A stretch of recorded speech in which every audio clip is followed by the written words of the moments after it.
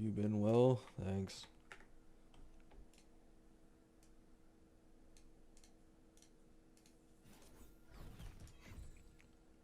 Yeah.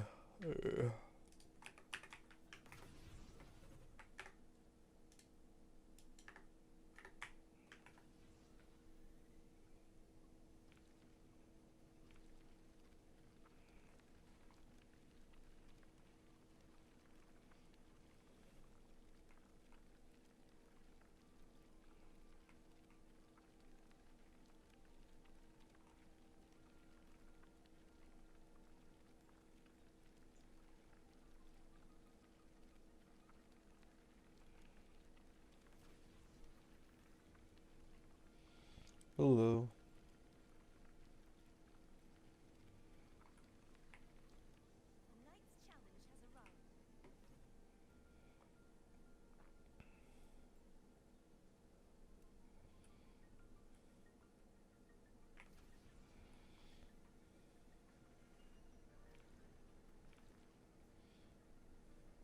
Beta tomorrow?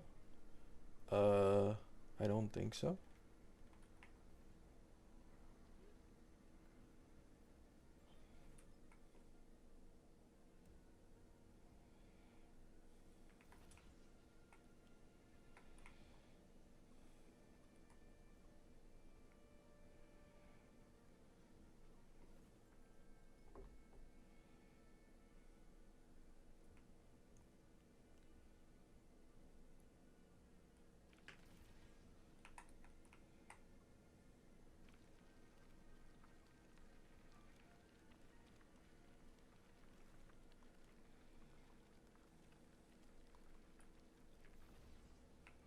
I remember there was a leak. I think someone said it was June 2nd. It's May 30th for me, so still a little bit off.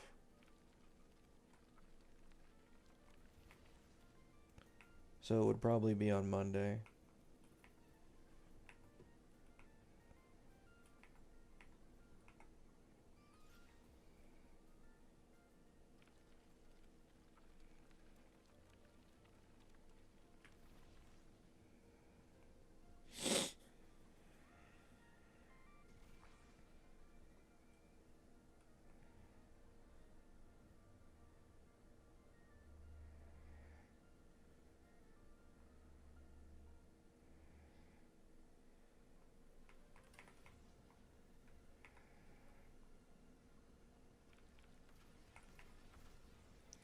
I don't know what to do.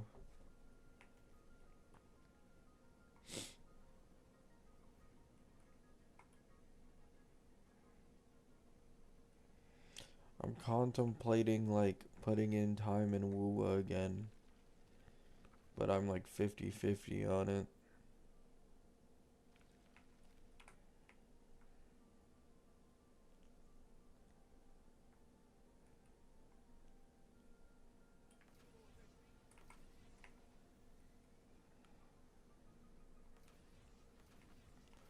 Do you think they will Nova Cassie? Eventually, yeah. But Evernight, I mean, I'm just gonna say it how I've always said it. If Robin can use Evernight, Cassie is getting kicked out of the team, no matter what. Hyacint's too valuable. Evernight's Memo Sprite specific buffing is too valuable. Cyrene also works with Remembrance characters, not just heirs. And Cyrene with Evernight increases team buffs.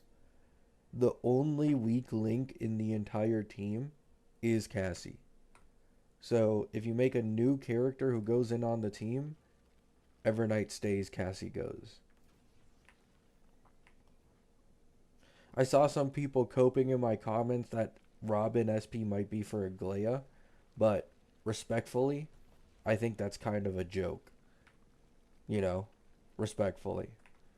Like, one, Aglaya's team isn't even considered the Memo Sprite team like Monorem. And two, Aglaya's importance is so much lower than even Evernight's. Did a recent leak say again Robin SP was a memo support? Anon leaked that Robin SP is on the like REM team.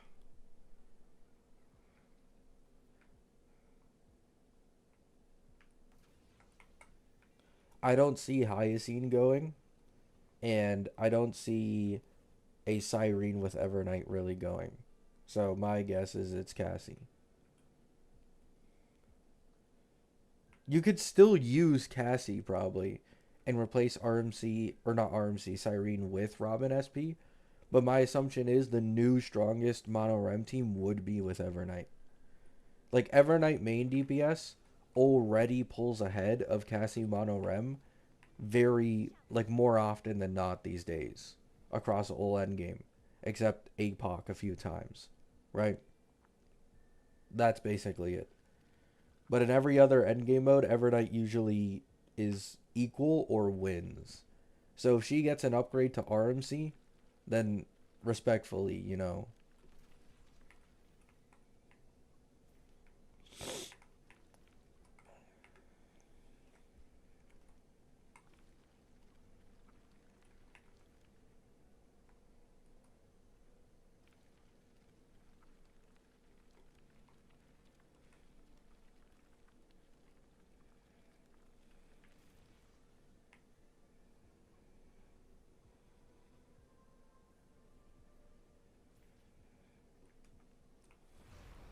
Can you guys not ask like extremely personal questions, please? I recently had people trying to dox me. I'm not going to tell you everything about my life. Sorry.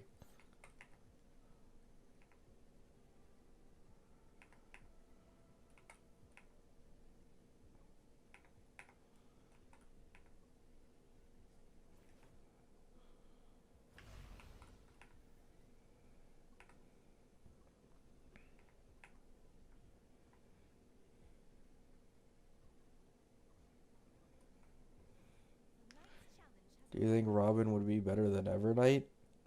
Uh, Robin would be used with Evernight.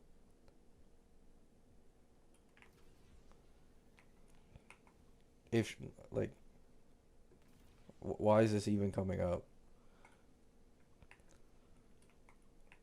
Evernight's the one with, like, specific Memo Sprite buffing. And better synergy with Cyrene to get even more buffing. Like, Cassie's the one that goes. It's not Evernight. Cassie literally does nothing. Well, she does something when her Dragon's Field is up for literally 2 seconds on that single turn. The enemy has 20% res down. But outside of that, it's like a negligible amount of damage bonus and then her own damage. She doesn't really provide anything for the team.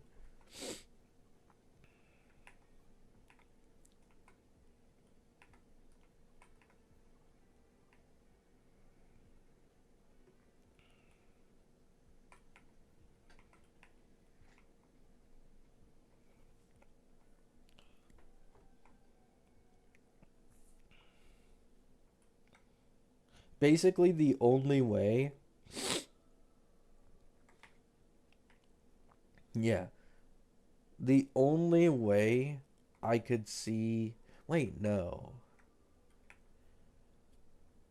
Like, I forgot HP drain benefits Evernight when it comes to her stacks for doing damage. So yeah, never mind. There's like really no way around it. If she's meant for the Memo Sprite team, the Mono Rem team, I'm quite confident the one who gets kicked out is Cassie.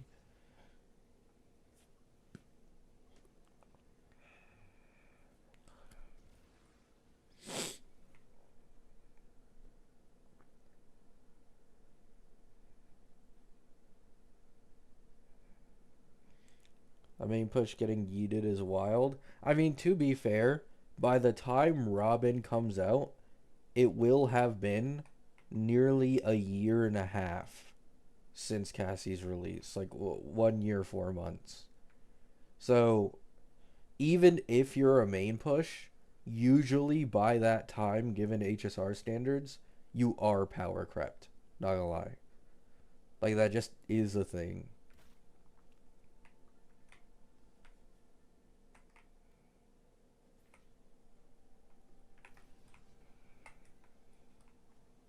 To be honest, it's already impressive that Cassie can still hold up so well in the current meta, despite being over a year old at this point, given previous things, right? Like, if you compare Acheron to Cassie, it's a pretty diabolical difference, right? But if you compare Cassie to like the new Elation teams, Cassie's team actually holds up incredibly well.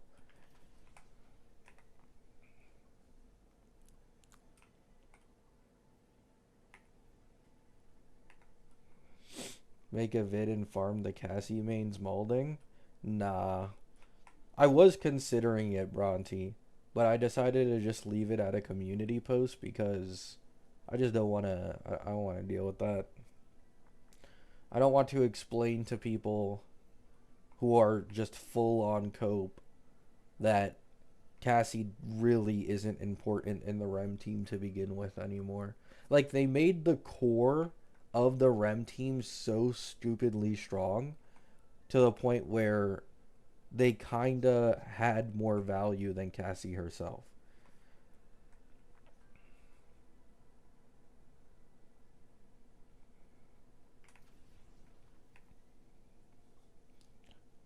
We'll get other AE members. Well, apparently Anon said that like Himiko will get more teammates somewhere in the version.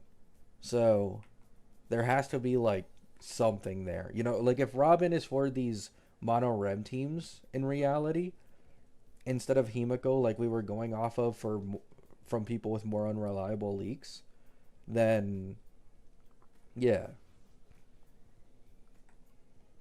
like there has to be some AE member who gets released, or someone becomes an AE member and gets released in this version.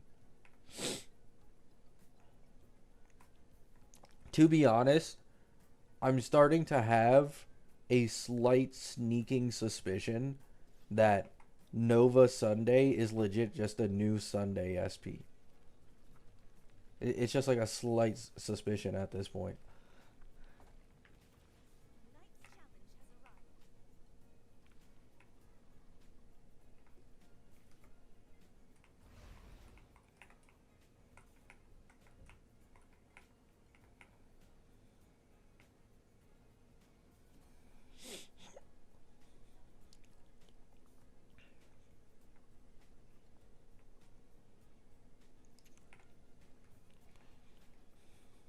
Yeah.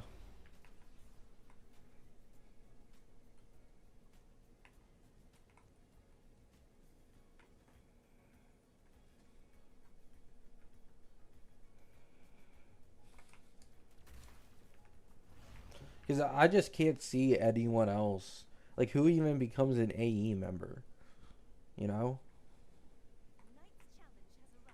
Like, there really hasn't been anything given to us for, like, a new AE member.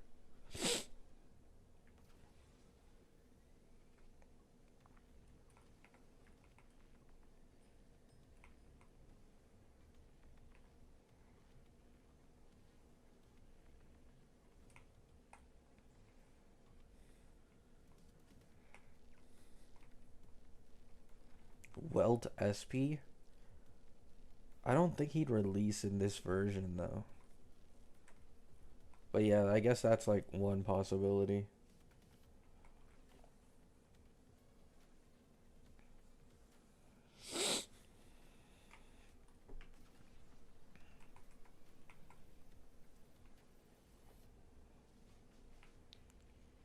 It's probably going to be someone in the second area. Yeah, maybe. Astropolis.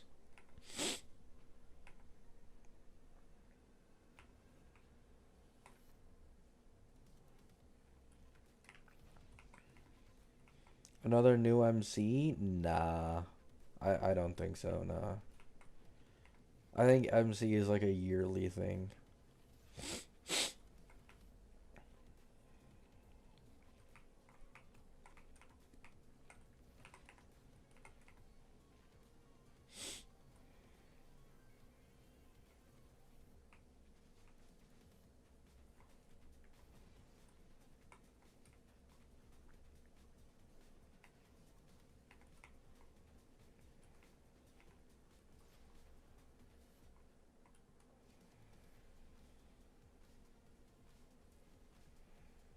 I mean, Himiko's leaked ability. Oh, wait, no, never mind. I think that was a fake leak, maybe, from last night that I had to delete. I don't remember.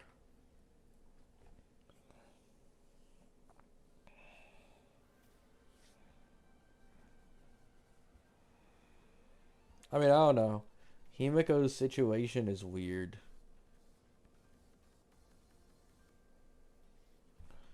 Like, most of these Astral Express members, like, their ult isn't even necessarily that strong. So I'm confused, like, what's even the point of the skill? Refreshing Sunday's ult might literally be the only useful case for Himiko if she's an ult DPS. Because she gets more energy or whatever from him. But, I don't know.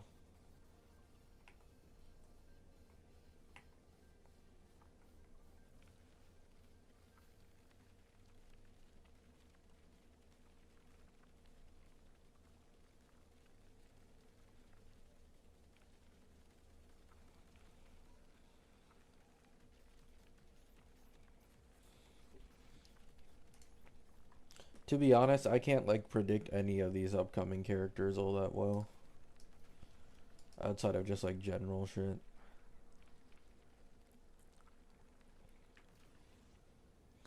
What's going on with Wuwa? Had to spend 3 hours to clear TOA.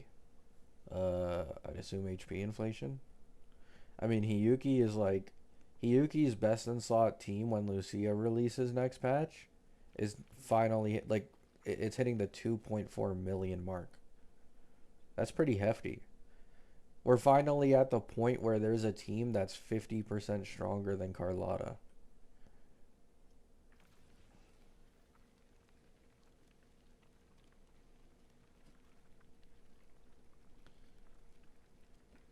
So inflation will hit. Also, shilling in this game has definitely gotten worse. This game is pretty well known for the end game shilling.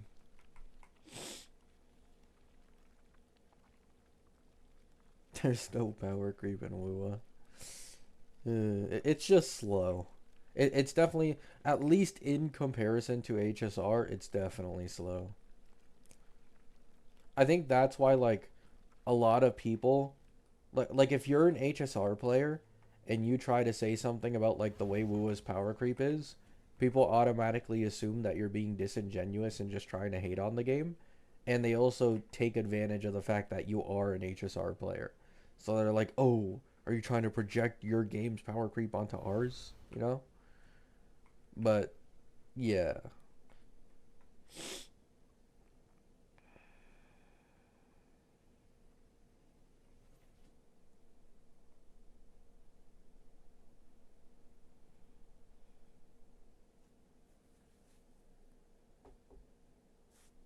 Yeah, true, Bronte.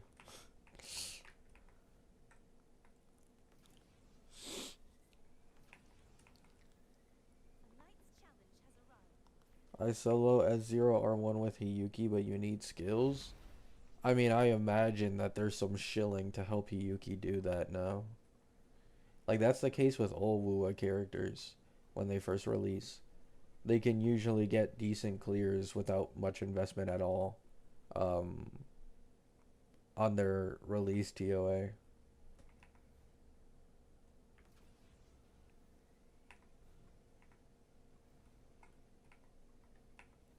It was the same thing with Cart and, like, Fro.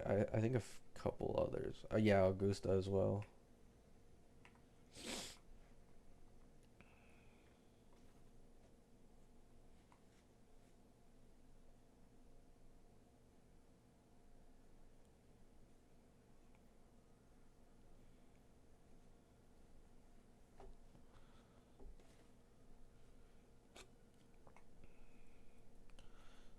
Lucy gonna look crazy on release? What, like the animations?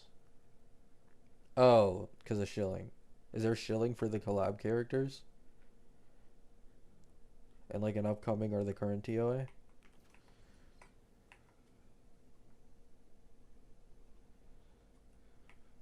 Oh, yeah.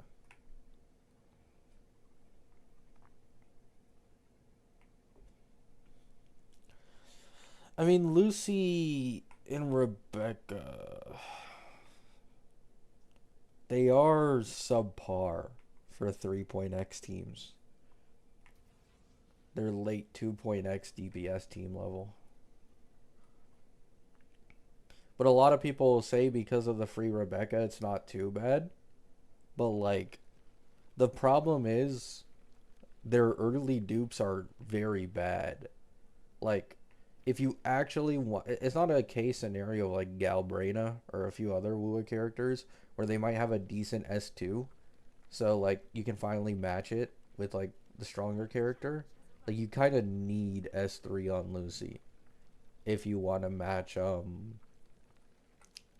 the top 3.x teams, which is like it's hefty, man.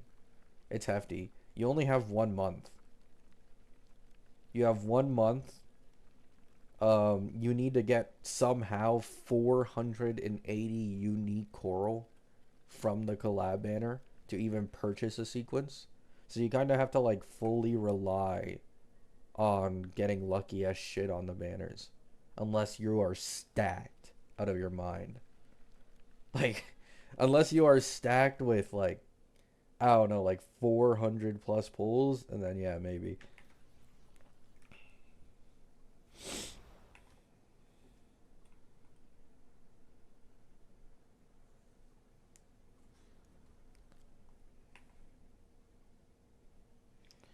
S3 cart doesn't need rotations. Oh, I know. That's why, like, we were having this conversation yesterday when I was talking about how a big contributor to me becoming lazier and less motivated to play this game was the fact that every single character I looked forward to ended up being a support. And they were like, oh, but you can just get like S3 or you can get S6 to make them on the same level as new main DPSs. But like, how does that not process as being insanely dumb for one? Because I'm putting in 4 times, 7 times the investment to match one character pool.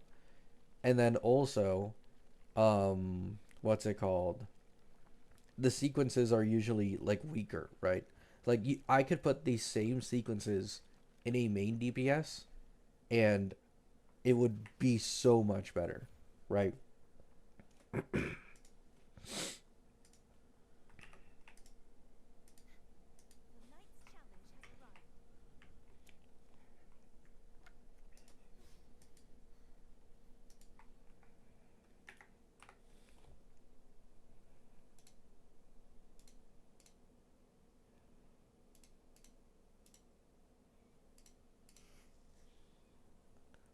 Reject meta, accept cool characters. I mean, I like cool characters, but I'm also a lazy man.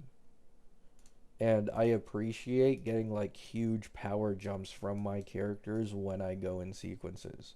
Because like I'm spending months and months of playing this game, you know? I want to see like some reward for it.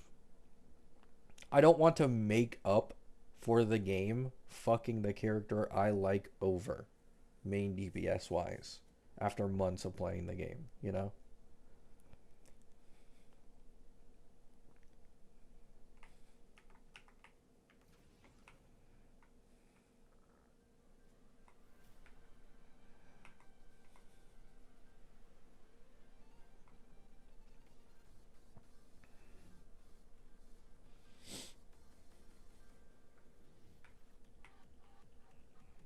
I'm just gonna pull them for collecting purposes. Understandable. How much is 480 corals? It's a lot. Like, it's really a lot. Attaining 480 corals is like, it's disgustingly steep. On that banner, I'd assume you probably have to do near, if not more, like 400 pulls, maybe. It could be even more than that, to be honest. It could definitely be more, which is insane because once again, This collab banner, like it's on a shortened patch and only lasting for 1 month. So you need to somehow get 480 coral, 400 plus pulls on that banner to take advantage of buying one dupe. 400 pulls would be on a normal banner. Oh, 600 on the collab. Yeah, I mean, that's why when I made my video on it, I mentioned that the coral situation was the worst one because like different pull currencies is very annoying and it is still predatory, but it's one of those things where it's like the majority of the pull income you usually get on patches is asterite anyways, right? So most people don't actually care all that much. But when it comes to coral, like it takes so long to build up coral. Like disgustingly long. So to not only make a unique coral so you start from zero, but then nerf the amount of coral you get from characters is absurd. It's genuinely absurd.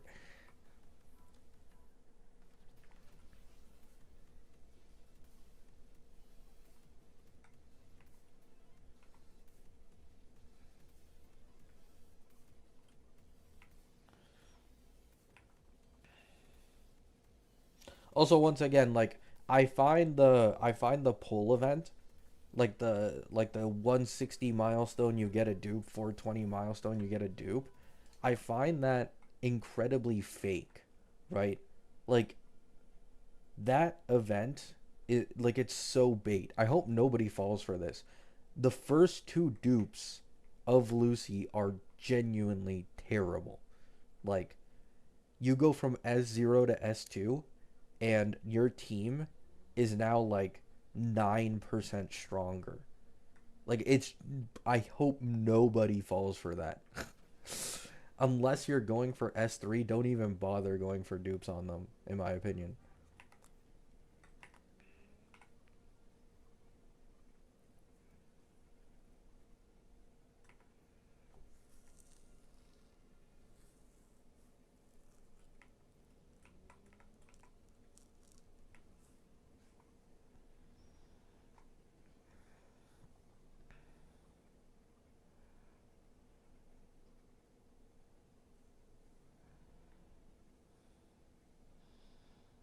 Are the collab characters good or mid? Mid. A lot of people confuse mid with like terrible and bad. So I would like to specify I genuinely use mid as it's intended. Like it is mid. It's not bad, but for today's 3.x team standards, and especially seeing the way Hiyuki's team is going, and future teams will probably follow, it is underwhelming. Especially since you only have 30 days to get these characters.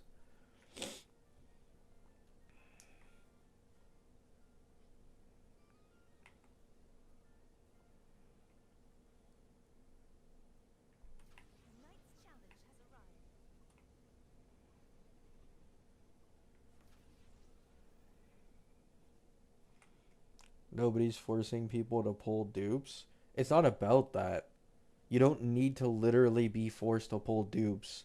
You can still call out how predatory something is. Like, this goes back to like in HSR where people are like, or like in gachas in general, oh, you're not a whale. So why are you talking about this at all? Even though whales, I've seen so many whales on Woowa saying that they're not whaling anymore because of how bad the fucking banner system is. And also, a lot of people have saved for the collab. So a lot of people lost pulls because Radiant Tides and the currencies don't count, and they've lost the ability to purchase dupes because Coral doesn't transfer either.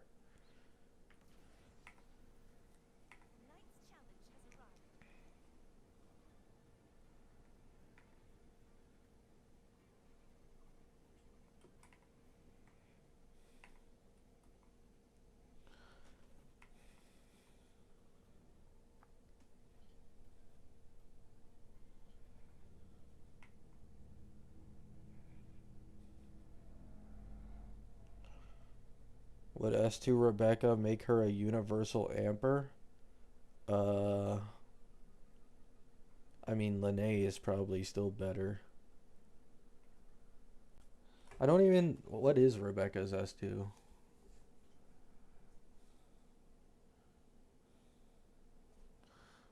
Wuthering Waves, Rebecca S2. Team-wide damage bonus. At S2, her skill in normal liberation begin providing the entire team 20% damage bonus. That's it? No, never mind. That's not even Lene level. I wouldn't really call that a universal amper, to be honest.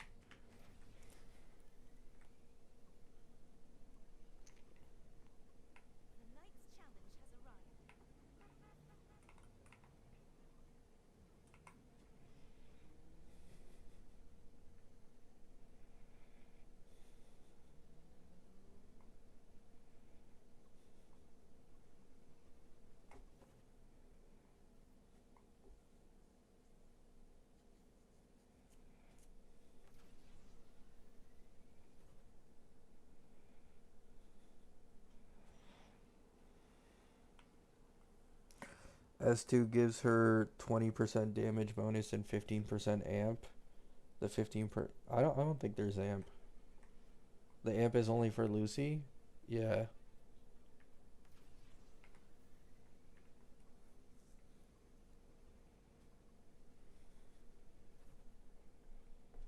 No, there's no leaks for the collab character case, otherwise I would have posted it.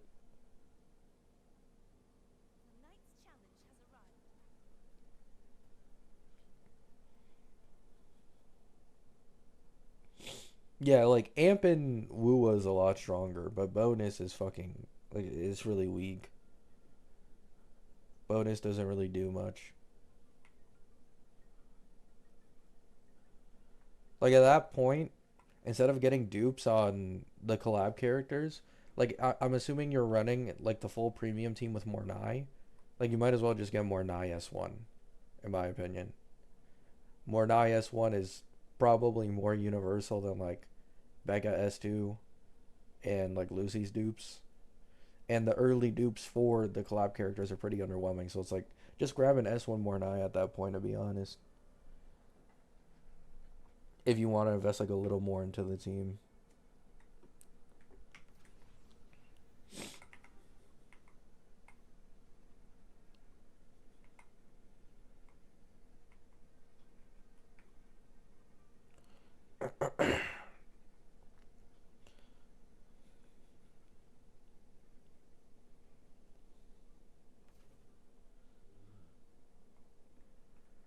I've seen a lot of people talking about the collab currency changing to normal pulls after the collab patch is done. Are you guys sure about that? Like, are you sure?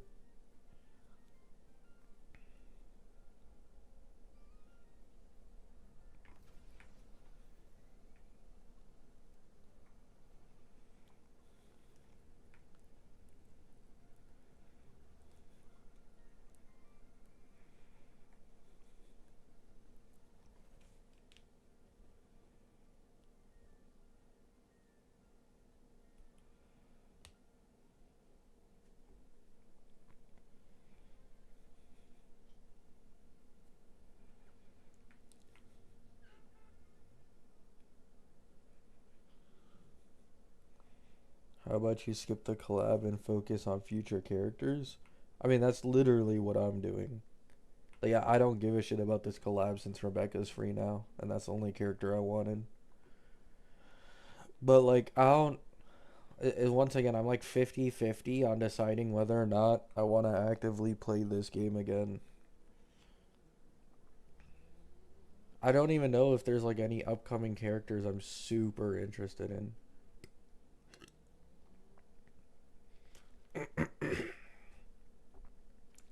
There is this like one slightly leaked design of a dude releasing in 3.x, but knowing my luck, I'm just gonna assume that he's a support because I like him. So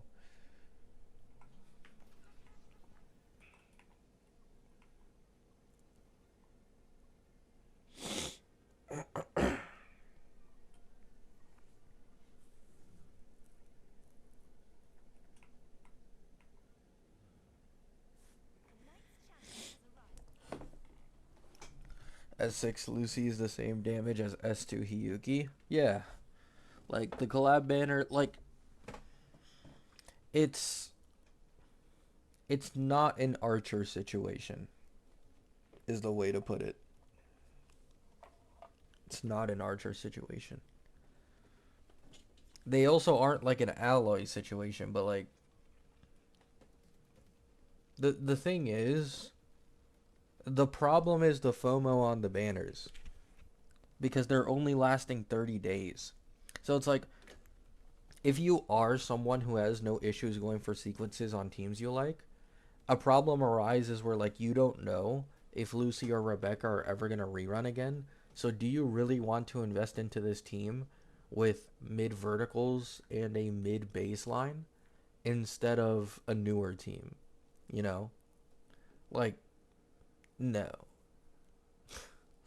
Like the amount of investment you need to put into a Lucy team to match it with the new teams is decently steep.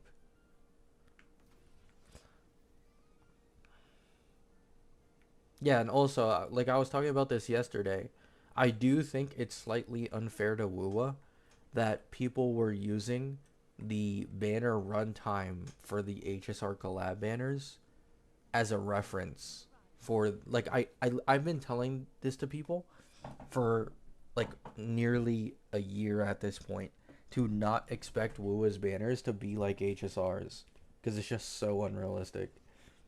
I don't even know why HSR has the banners the way they do. I won't complain, but like I genuinely don't know how they did that.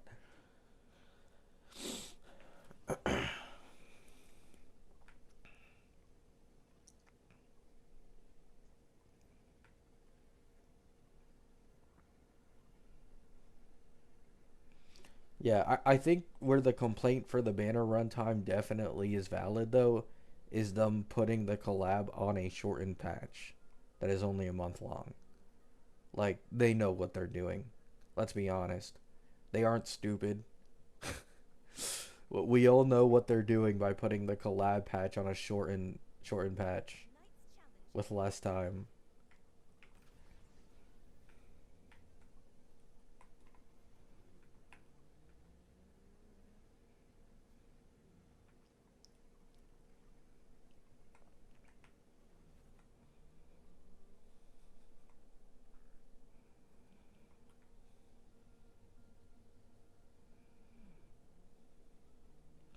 How many copies do I need to make Lucy as strong as 3.x characters? You need her S3.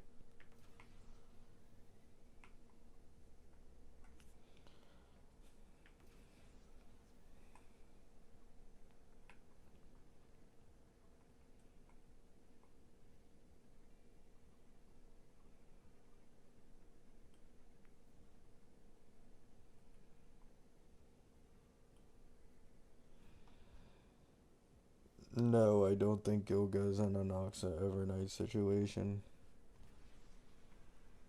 But I can't tell. His kit doesn't exist yet. Like, we only have one part of his kit leaked.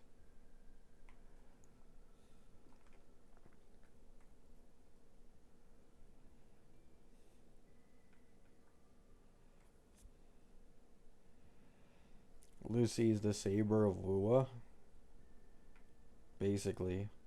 But what makes Lucy more embarrassing is that at least the fake collab characters, they didn't get any dedicated teammates. You know? Like the fake collab characters, like Archer didn't work with Saber and Saber didn't work with Archer and they didn't get any teammates made for them. I think what makes Lucy's situation so much more embarrassing is that she literally has a character purely made for the most part to just be on a team with her and she's still this weak.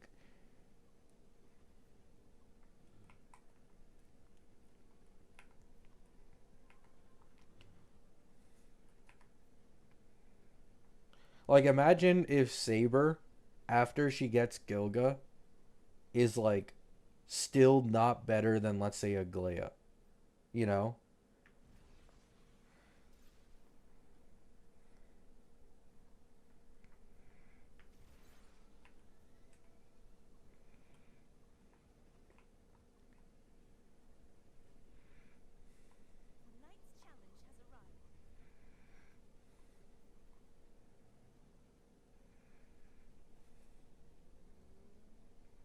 How good S2 Becca is, not the greatest.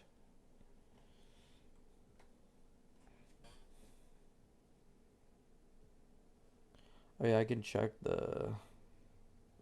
Okay, let me see what the best investment is for this team. I swear it was Lucy. I think it was Lucy. Lucy Whip.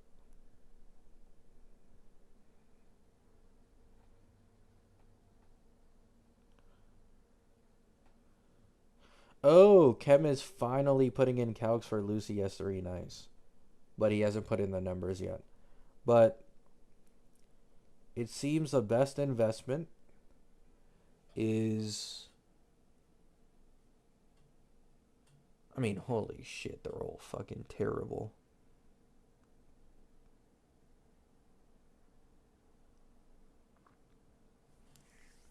Rebecca S2 1.9, Lucy S2 1.92. Okay, so there's it's minimal, but there's like I think there's like a 4% difference in getting S2 Rebecca versus getting S2 Lucy. And S2 Rebecca is ever so slightly better. If that means anything.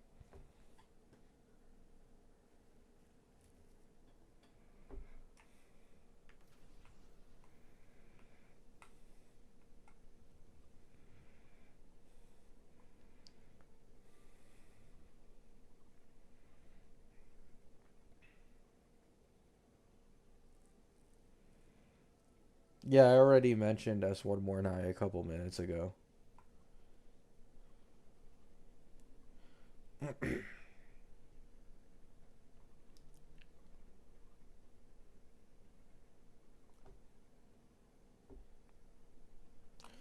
With S1 Mornai, the team can reach 2.1.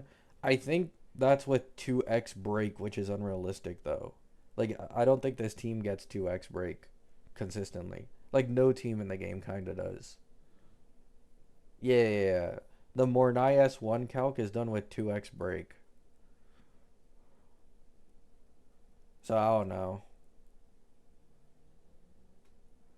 I feel like if you remove the 2x break, it goes from 2.15 to probably like 2, basically 2 mil.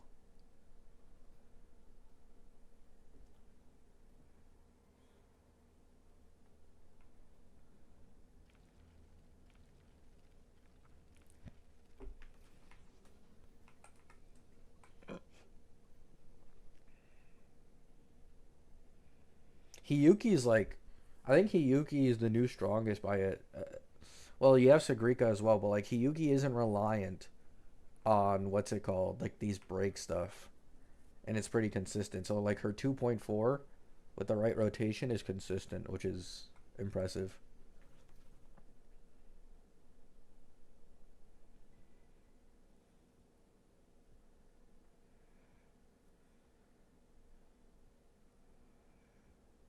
But yeah, S1 Mornai does seem to be the better investment. Yeah, I'd assume like if you want to make this team, um, if you want to make this team like proper 3.x DPS level, it's probably S2 Rebecca and then S1 Mornai. I think that would probably place you in like the 2.2, 2.3 range, which is like a proper that's definitely a proper current team like releasing today. That's definitely a proper team. 2.4 before Suisui. Yeah. I don't know. My guess is the strongest team by the end of this version is probably going to be at like 2.6 or 2.7.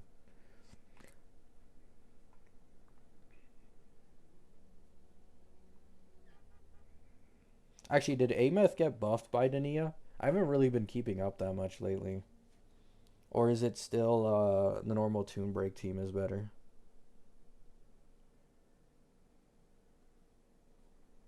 Why does Amos?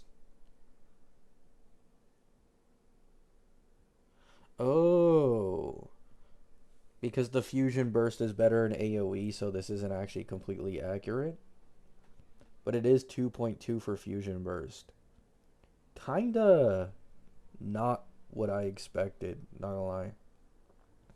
That's really not what I expected at all. I thought for sure the NS team would be straight up stronger no matter what because it's more niche.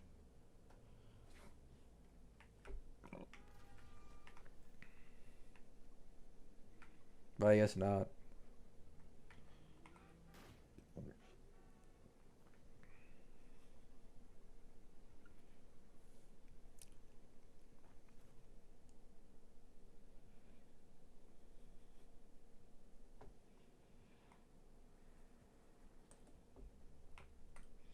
Farming tacit nests and stuff Dania feels nice. Okay, yeah. I get the gist. It's probably better in like farming and AoE scenarios. But in pure single target, the Tomb Break would probably something like TOA.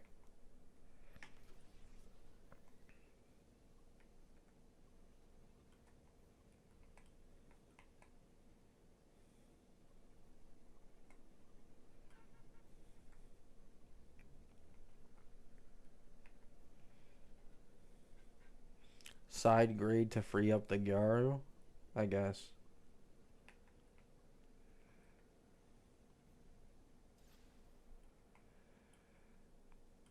I mean, guys, I know.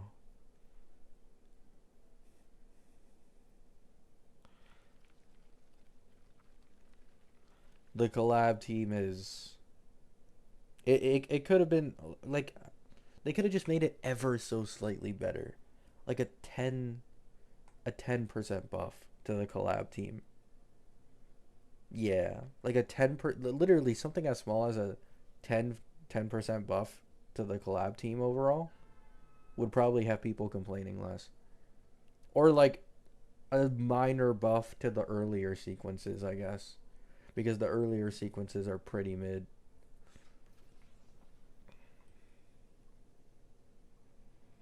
Anon quitting because some people didn't believe them is funny. I mean, to be fair, like I understand it to an extent. Like I have experienced something slightly similar, and no joke, I still feel the effects of this to this day, and I still refuse to make a multitude of videos because of it with the Yao Guang beta. Like when you are consistently trying to say something, you especially in Anon's case, who has a perfect track record, and then people just keep calling you a rage baiter and being like, "Oh, where are the real leaks?" Like I kind of get it. I'm not gonna lie. Like I kind of get it. Like no one is obligated to praise him, right? But at the same time, he just gets a lot of blind hate. So he's probably realized like why the fuck am I even doing this for people who don't really give a shit about me, you know? So he probably just moved on.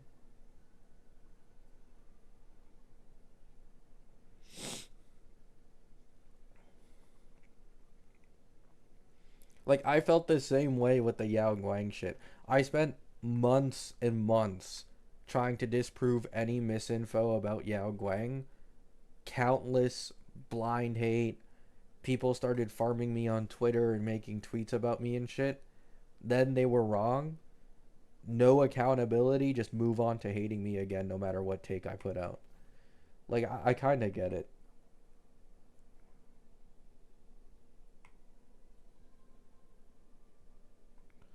Yeah, yeah. There was a update on the leak about the new boss and they said it was Kuchiba.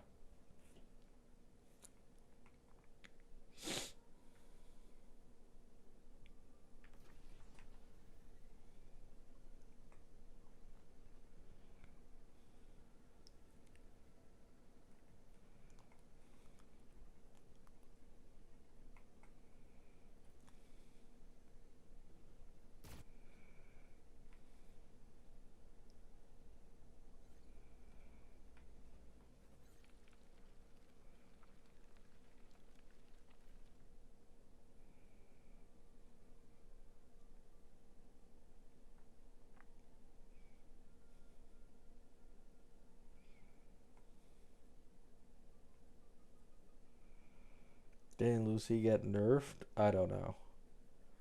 I wasn't keeping up with Uwa Beta.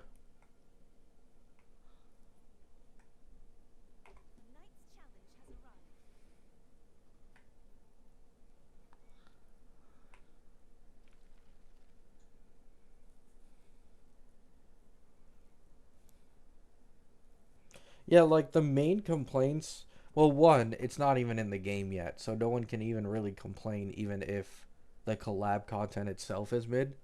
But 90% of the complaints, if not more, about the collab are all centered around the banner system. Like nobody really cares about anything else. They just expected a better banner system. They basically all expect the content to be good.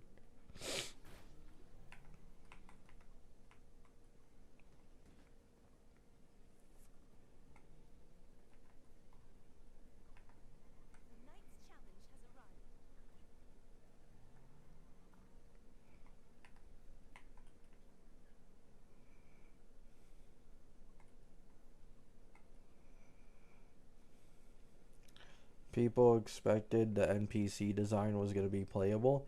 To be fair, Jiao exists.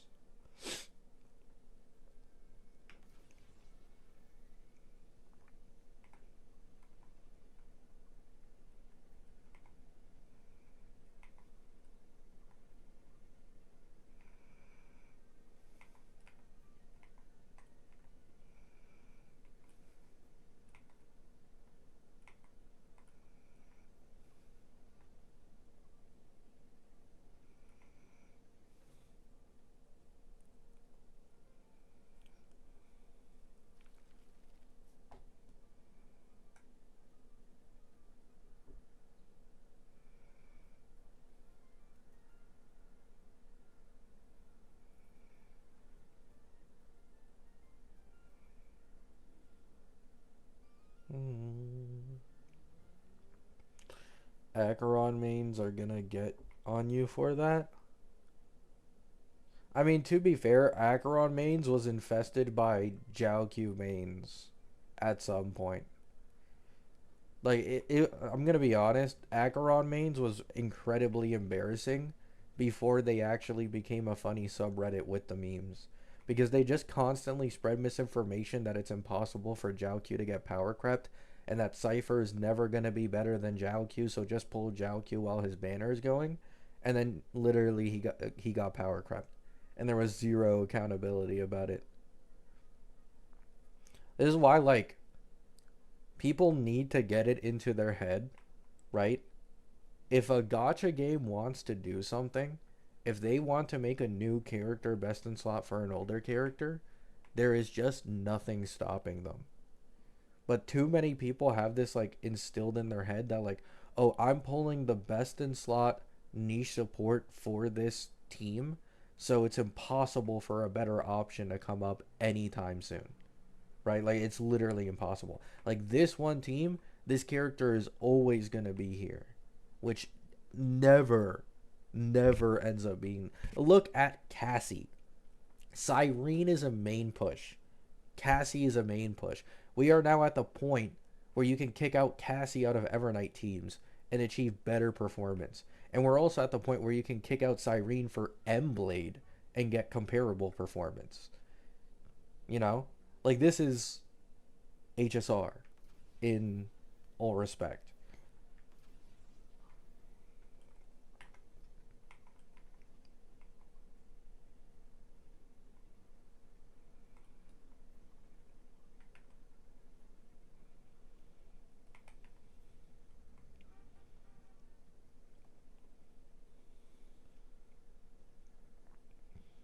This is why I'll never understand why people call me a Hoyo shill who like won't talk about the bad about HSR. I do. It's just that a lot of my HSR viewers are fully used to me shitting on HSR openly, and I can say this shit without hesitation. Like HSR's power creep, it is steep. Respectfully, it is really, really steep and very noticeable. It's a different conversation if you start going into the, oh, you can't clear endgame content after 2 patches, right? Like that's the bullshit. But HSR definitely has noticeable power creep, more so than any other game I've played.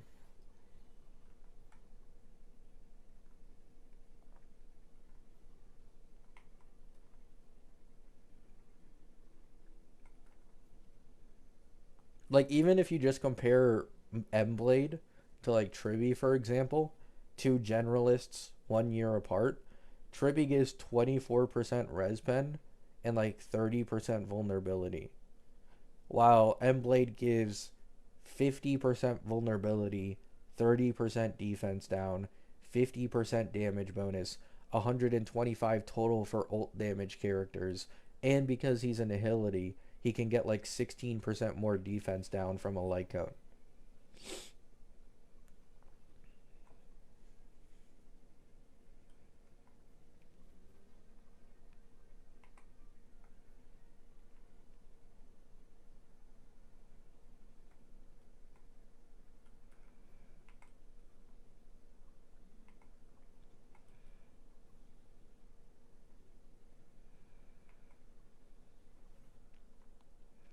Never glaze a gacha or any company. I think glaze is fine when it's deserved, but blind glaze, like brainless glaze, is usually the type of glaze I hate.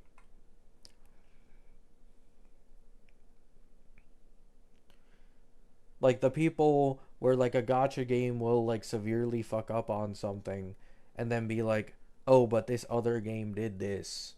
Like they don't even bring up their own game anymore. They start moving to like different games to like shift blame and be like, "Oh, at least Wua is better than this," right? Or like Wua's already given us so much. Why are you guys being so greedy? How dare you? You should have already been satiated with what you were given.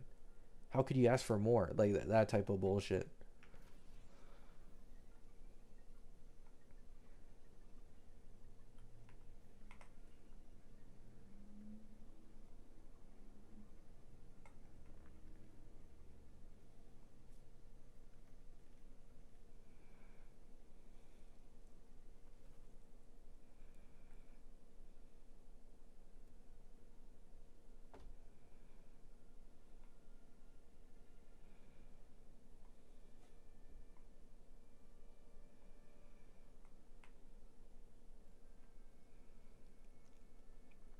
Yeah, exactly. That's why I've never understood it. Like, oh, you Hoyo shills, oh, you Kurobots, and like this and that, and like, oh, like, bro, I see people bringing up HSR's collab, which once again, I think this is dumb. I think anybody who thought the banners were gonna last as long as HSR banners are nut jobs, respectfully. Unless it's like your first gotcha game and you're a casual, then it's understandable. But like I've seen a few posts of people in the comments being like, "Oh, I was hoping these banners would last longer because like HSR is the only reference I had for a collab."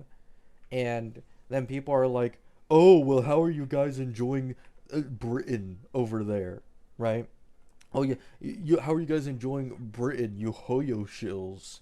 How dare you come over here and criticize what Wua does when you guys reused assets? Like no joke, and it's like common is the thing. It's not something you just see like like once every few months from an idiot. It's genuinely common in the Wua community to be like this and to respond to criticism like this. It's so embarrassing. The faults of another game's collab does not justify your own game from your own company's collab having issues. I never understood this.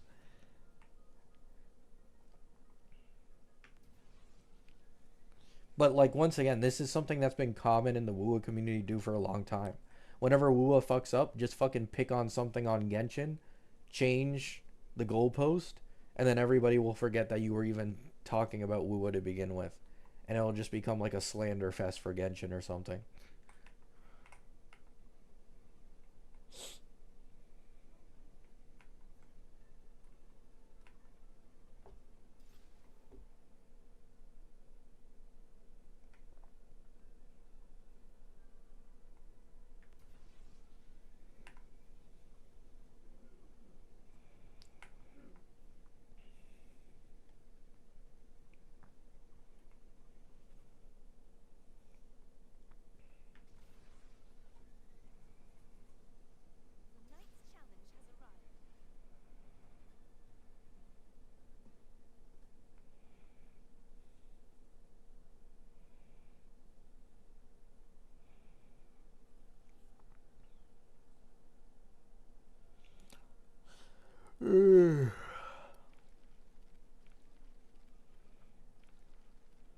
let's see the second part story. The thing with me is, I don't, personally, I don't care about story. I skip story in literally everything I've played in all my life. So, the HSR way of doing a collab, where like the character and banners are good, but the story is dog shit, unironically, is the best outcome for me. Which makes me a little personally disappointed about the Wua collab. Because I really wish it was more similar to HSR's. Like, characters are strong. Well, I'm not gonna lie, the fake collab characters, Eidolons, are trash too. Just like the cyberpunk sequences. But yeah.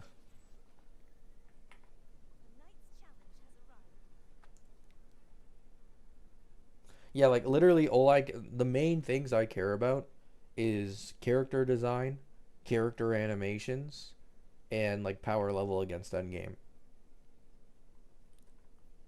That's basically all I care about.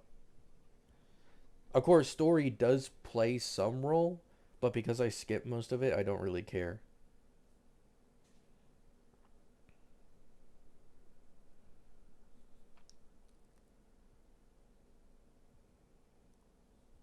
Isn't E1 Archer good? No. E1 Archer is like a 20% buff.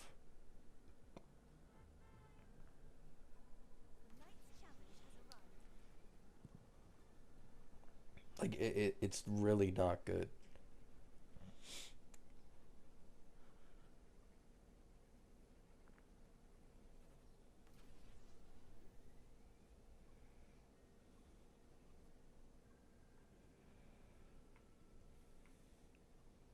It makes his rotations better.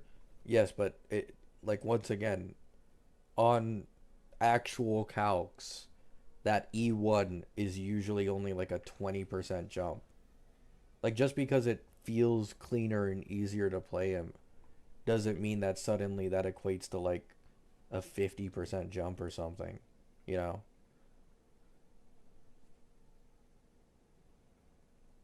Like, it's not good in my opinion. It's just bad. If you compare it to like E1 Aggie, it is not close. E1 for a few of the dot characters is also stronger than Archer's E1. But the dot characters have multiple characters with good E1s. It's not just one, like in Archer's case.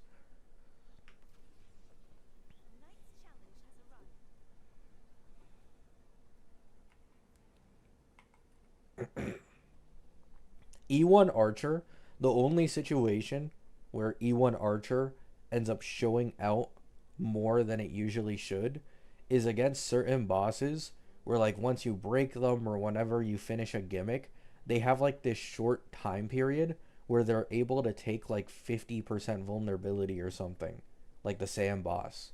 That's when things like E1 Archer definitely shine more. But outside of like specific gimmick bosses like that, E1 Archer just isn't worth it in my opinion. If you're given it to you for free, it's nice. Like I definitely take it. Like there is with the new thing. Like if you don't want Gilga and you're getting E1 Archer, I'd say yeah, that's worth it. But actually going out of your way to pull it, I think is not worth it at all.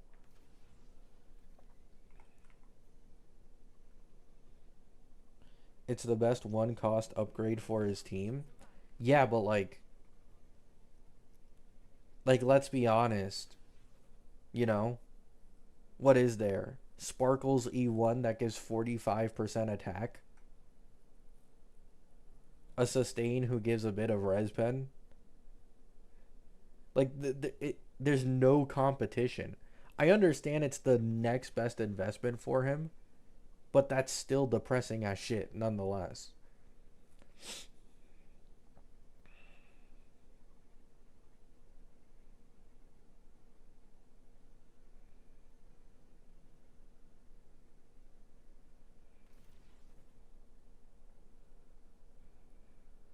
I mean, maybe E1 Rin, depending on how her kid is.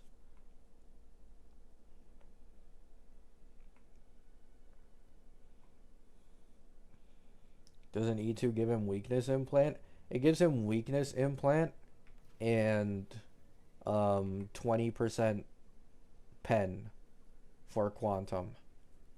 So basically, the E2 is most useful in APOCs that don't have Quantum weakness, and also for abusing Genius without the need to adjust for enemy weaknesses. Like you can just always run Genius.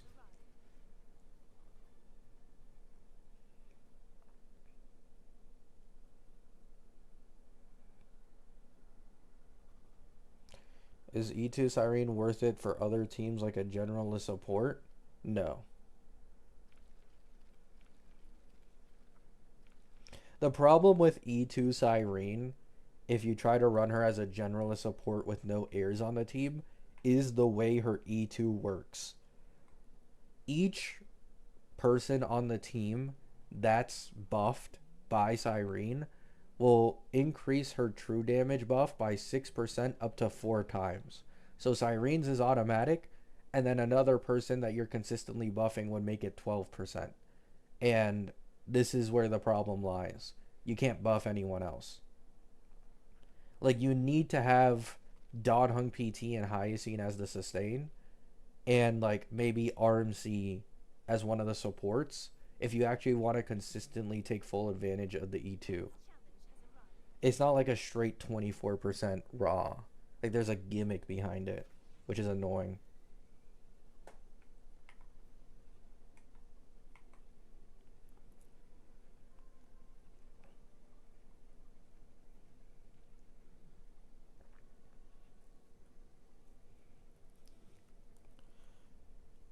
In general, I'm not much of an E2 Cyrene believer. I'm like a big believer that for Phanon specifically, E2 Cyrene is godlike. But anyone outside of Phanon, not so much.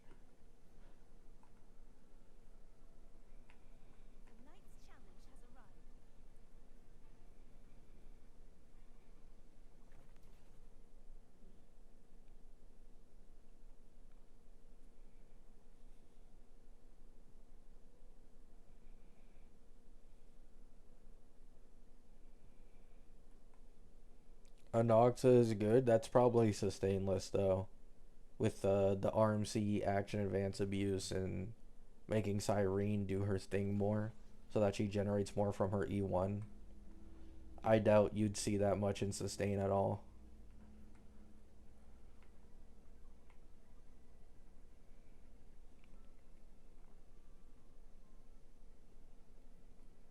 Yeah, it's kind of hilarious that Anoxa used to be the most highly praised Ampho character for not caring about dedicated supports, but now he's like so reliant on that combo. Any other version of him is just so much weaker.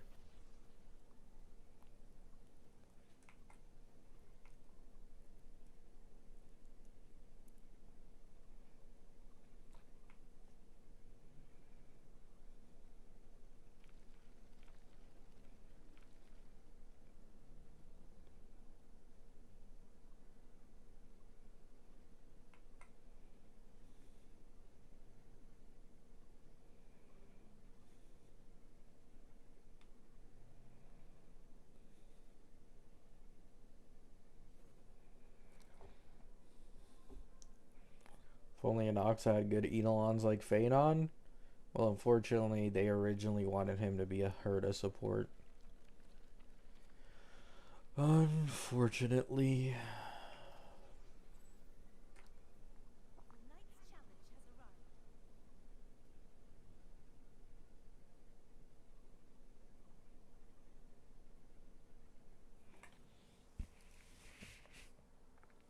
I feel like so far Plan Arcadia has better kit designs than most of Ampho kits. That's because Ampho. Okay, you can summarize Ampho team building in all for Cassie and only Cassie.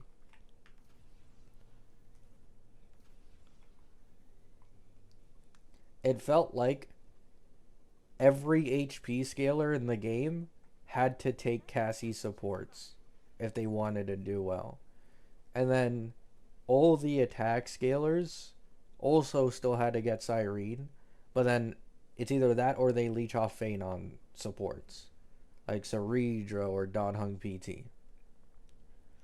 Dot is like the only one, I think. Yeah, I think Dot's the only one that actually had like a unique team without much going into other main pushes teams.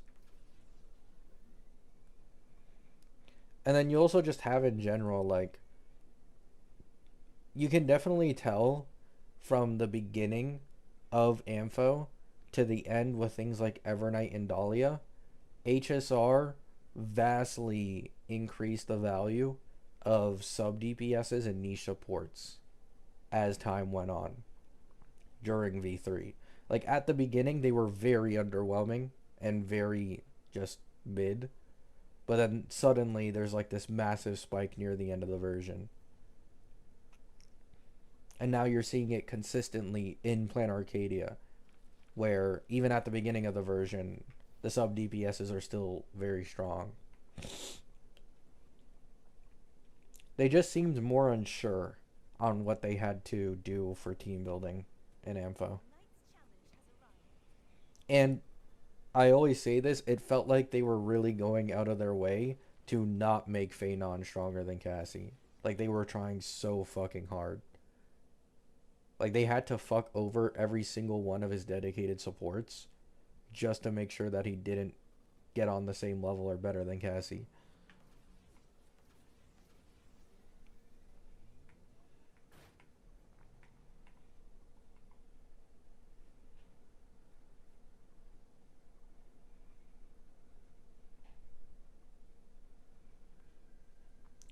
Did Noxa really buff Herda though? He just gives crit damage.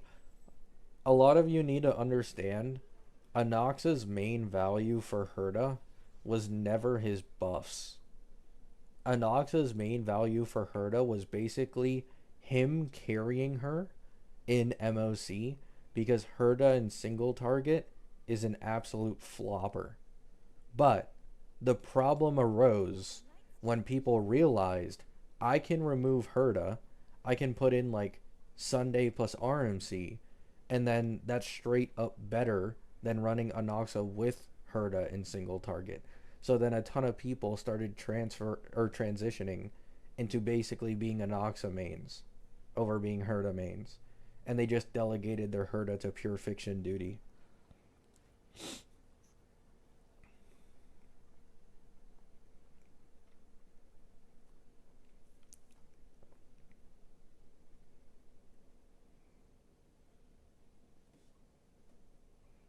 But yeah, like the original intention of Anoxa was Herda covers the AoE side of things, Anoxa covers the like low target, single target side of things in things like MOC. Of course, there's like some buffs sprinkled in there and some synergy, but it's not that good.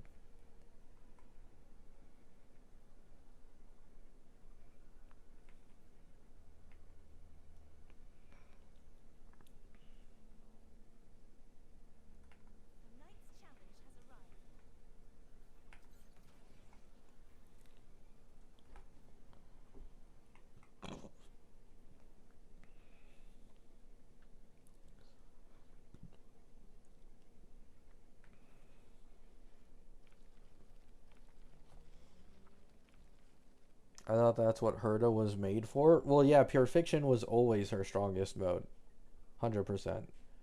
But it's just that people don't care about Pure Fiction that much these days, despite its like v- very fast increasing difficulty. People still don't take PF seriously in the community yet.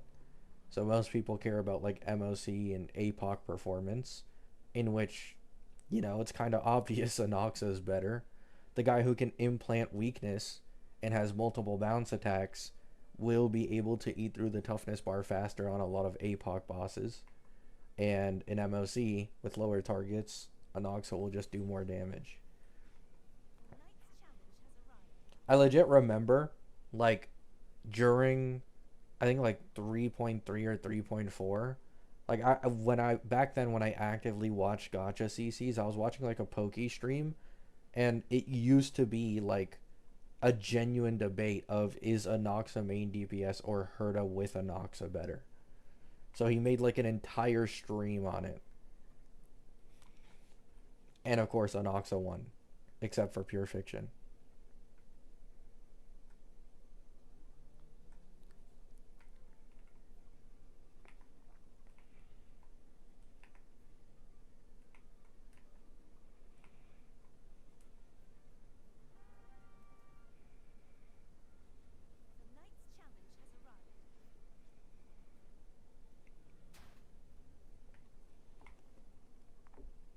Anoxa skill is bounce, not AoE. Yeah. He does have something in his kit where the more targets on field being attacked, he does do like a little more damage. Like it's something in his kit if I remember correctly. So the lower the targets, he does do less damage, but his main damage, like yeah, it's bounce. Outside of that, like one specific trace thingy he has.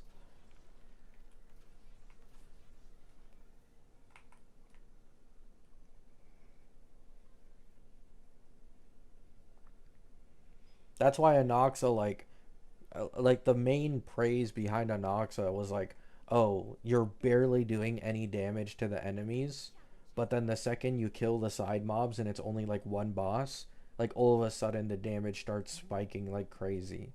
And that was the appeal of Anoxa.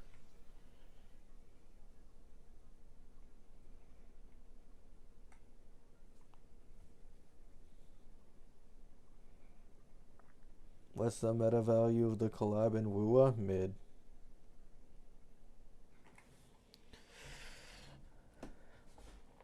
It's nothing special.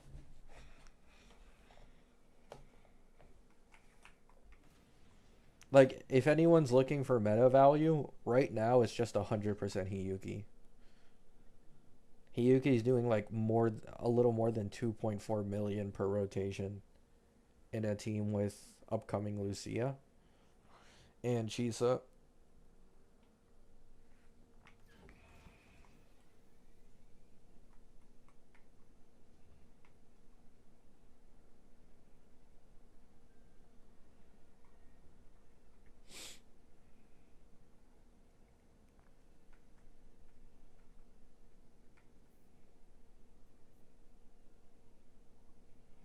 The potential woman? I mean, yeah, but don't get it twisted. Chisa's value is still fucking terrible. Respectfully. It still sucks.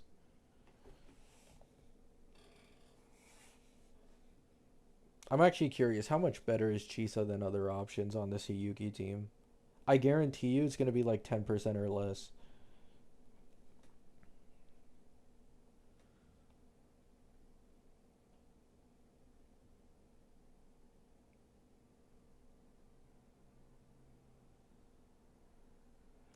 Let's see, let's see.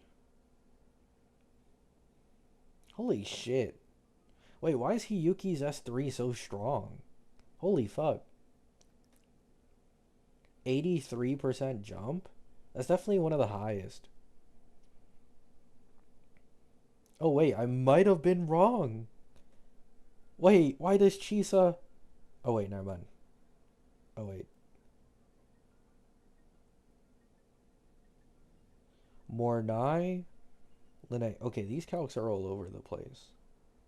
Oh, I guess it's because Lucia has better synergy with Chisa. So he didn't bother to make a Lucia plus like Mornai calc. So you can't see that. But yeah, never mind. This is the first team where Chisa is more than like 10-15% better than another option. Wow. Astounding. Good job, Kuro. I'm so proud of you.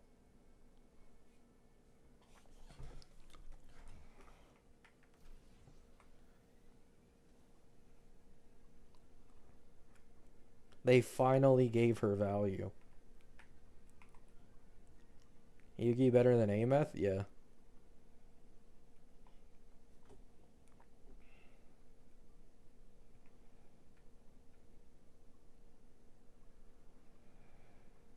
Power creep ramp up? No, probably not.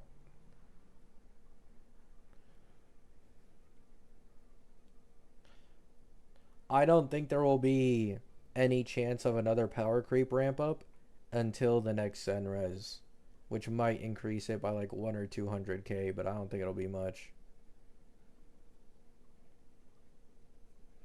The next Senres, I think, was leaked for like 3.6 now.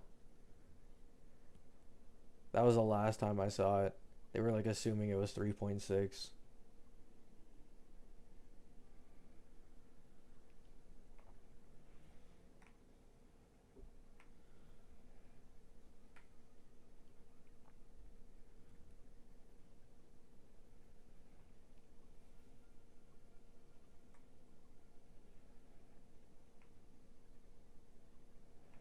Wasn't Ameth a big deal?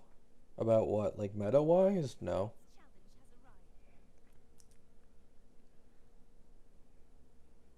I mean, Hiyuki, or not Hiyuki, Ameth is the strongest among the, what's it called? The 3.x DPS releases pre Sigrika. But the thing is, Cart was always on the same level as Ameth, or at least like incredibly close. So, like, Ameth wasn't anything game breaking in terms of meta because Cart was already there, in all honesty.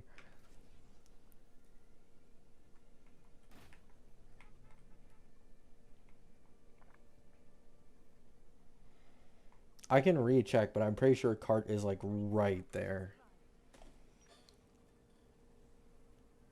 Um,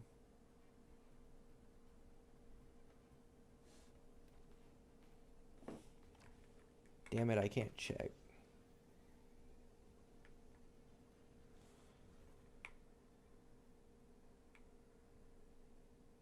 Yeah, I can't check. It's bugged.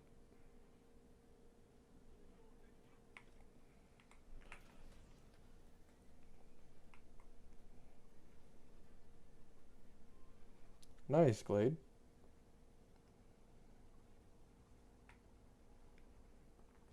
Sigrika's really strong too. Yeah, I think so. If I remember correctly, she was at like 2.2 or something last I checked. Yeah. She does like 2.2, nearly 2.3 milli. Although her sequences aren't as strong as like Hiyuki. Hiyuki is just an anomaly currently, I guess.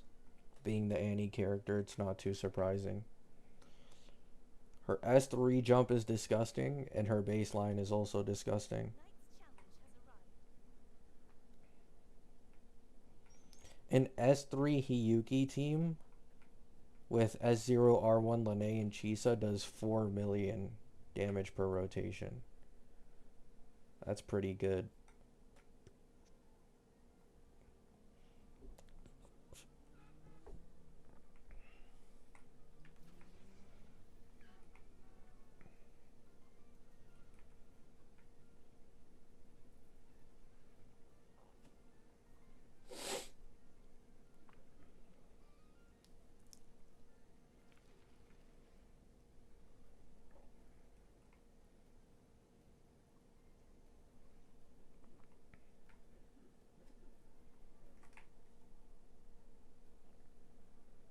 Oh yeah, did Luke get buffed by Dania? I heard that Dania apparently buffed Luke or something.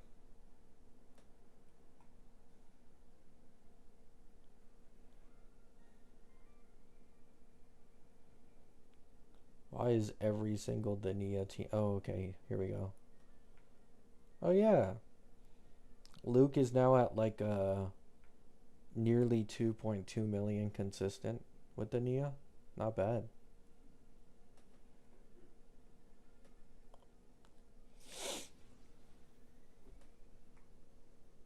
Dania's a DPS? No.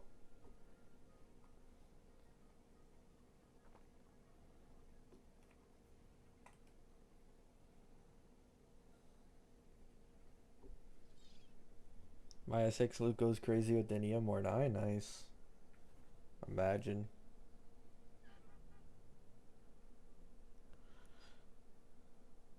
How's the optimization been lately? I don't know. I haven't been playing Wua actively at all. Like I've really just I haven't been watching beta. I've seen like some things passing by, but I just haven't been playing this game.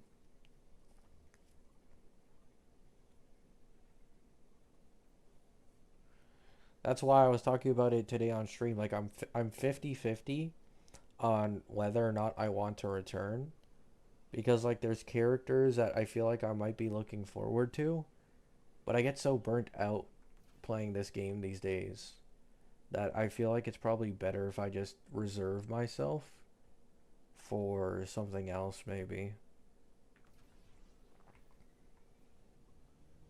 It's just one of those FOMO things where it feels like it's like in real life, for example.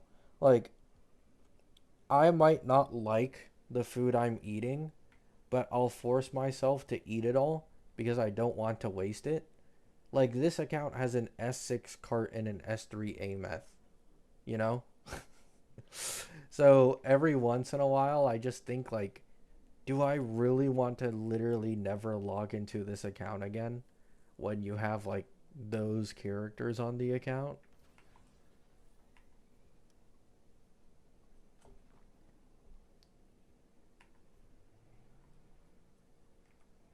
And then I just pressure myself into logging in.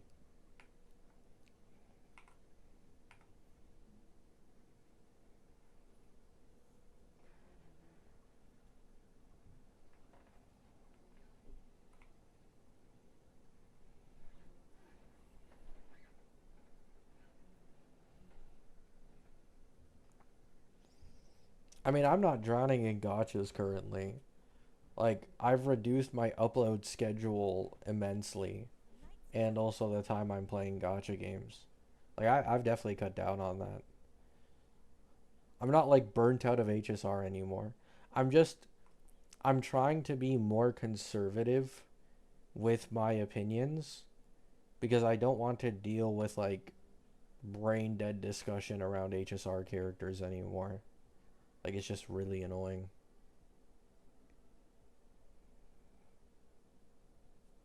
Sunk cost fallacy? Yeah, basically with this account. Also, for some reason, like people who watch me like it when I play Wuwa. I don't even know why. It's kind of weird. Like I legit haven't made a Wuwa video in forever. I make a Wuwa video, it always gets like 3, 4K views, which isn't anything spectacular, but it's impressive considering I basically never touch this game or talk about it. Usually, when you like switch to another gacha after not playing it for like months and months and months, like you notice a noticeable viewer drop.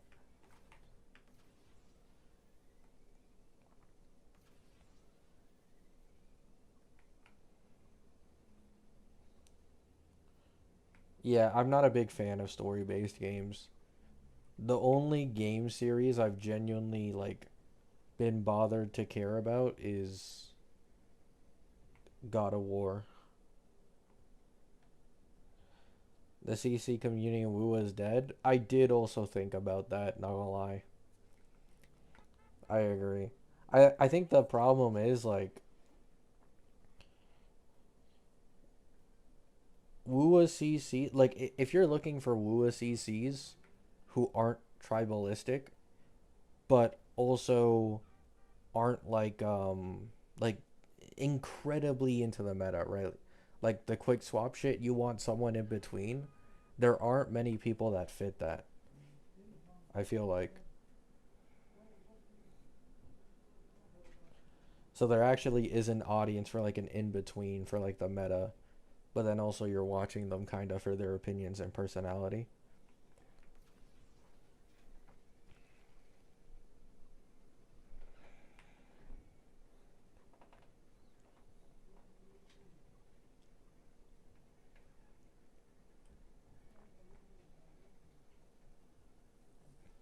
Your audience for the most part plays both. I mean, I'm aware of that because I started my channel off of UWA. Then I played HSR, and then I started playing both at the same time, and so on and so on. So WUWA and HSR players definitely consist the most of the people who watch me on my channel.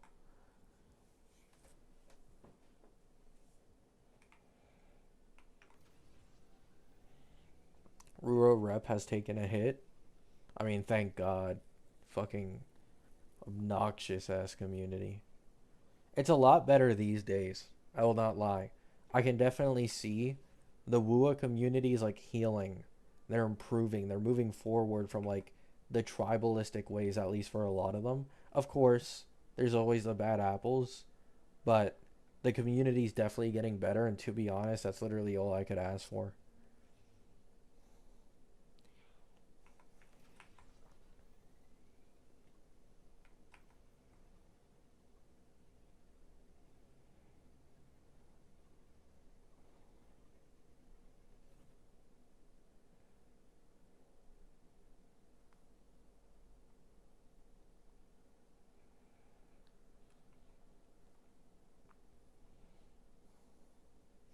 Also, I do feel like meta in Wua to begin with isn't as popular as HSR, so people don't care about meta as much over here.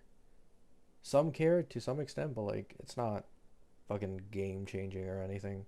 In HSR, the main topic of discussion is always meta. Top CCs for HSR are all people who like talk meta, play meta.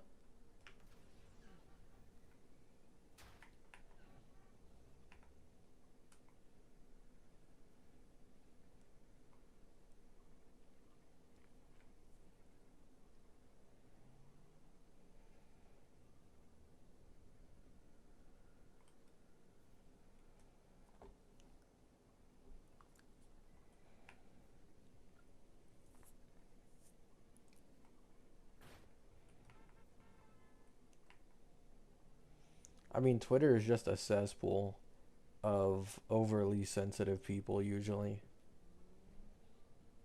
It's like the same thing with anything. The more you do it and to unhealthy points, the more it'll affect your actual life. And I feel like Twitter is a prime example of that where like people who like doom scroll 24/7 on Twitter and it's basically like a second life for them, they end up taking things a lot more seriously than they should. Which is why the Hoyo Twitter space is just completely cooked. Like, I don't even understand how some quote unquote problems on Twitter around these gotcha games are actual problems. Like, there's just no way.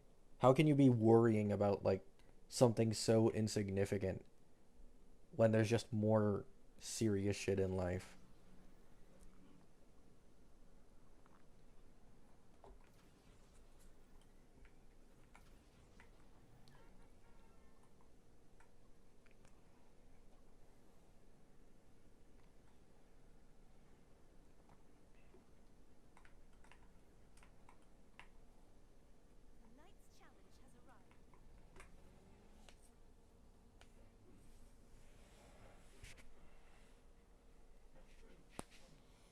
I feel like some Twitter people have been migrating to Reddit. I mean, it's just in general. Because online and gaming is so much popular and normalized these days. Same with like anime and stuff. You just get a lot more people who get into it and they try to like change it for themselves, change communities for themselves.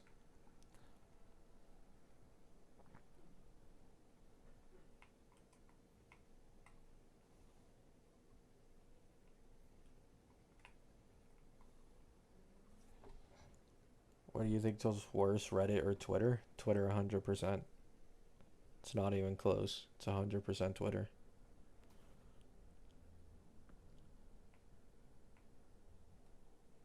Reddit people are usually just unfunny old heads for the most part.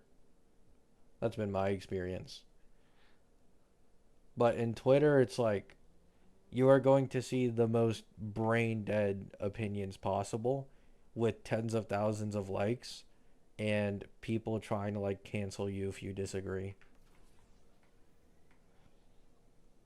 And this doesn't just apply to like one thing specifically, this literally applies to anything.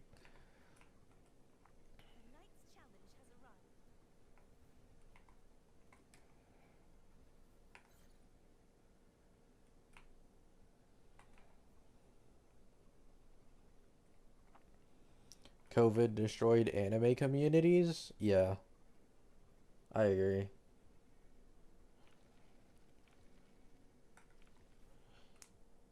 It's just like with anything. It's like you can notice this pattern with not only just games, but anything in life and even like live streaming, right? And live streamers out there when they suddenly blow up, a lot of the dedicated community ends up being overshadowed by like this new sudden surge of people, and then like everything changes, like the atmosphere completely changes around this thing, and so on and so on.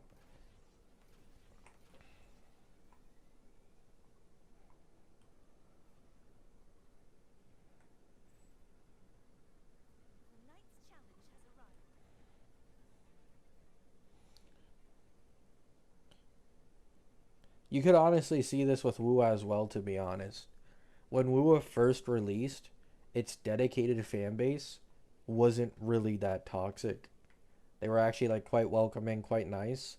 But then as it blew up and mainstream CC started making content on it and spreading their own agendas, the Wua Gacha community became like the most insufferable because all they did was compare and put down other games constantly, right?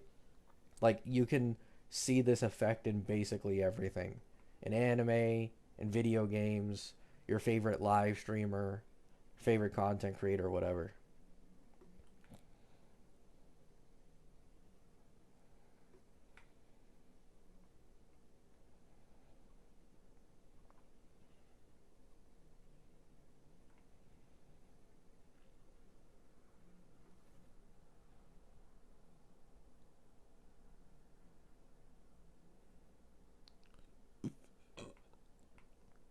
It's a double-edged sword because I feel like before 2020 it was rare for animes to get multiple seasons. No, I agree.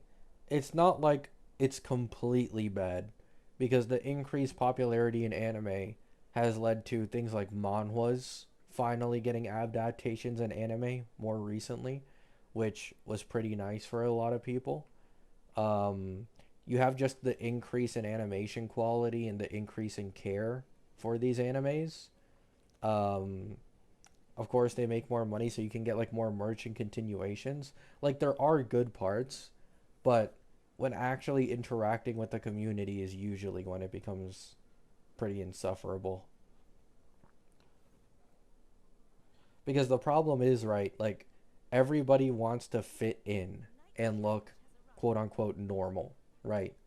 They don't want to look, they don't want to have any opinion that goes against the normal opinion in a lot of these communities. So they literally like forge a fake personality that they use to interact with these communities and these anime communities, and it's just so embarrassing. Like you can just tell like a lot of people like there isn't a single original thought coming out of them. That's why I kind of find it annoying.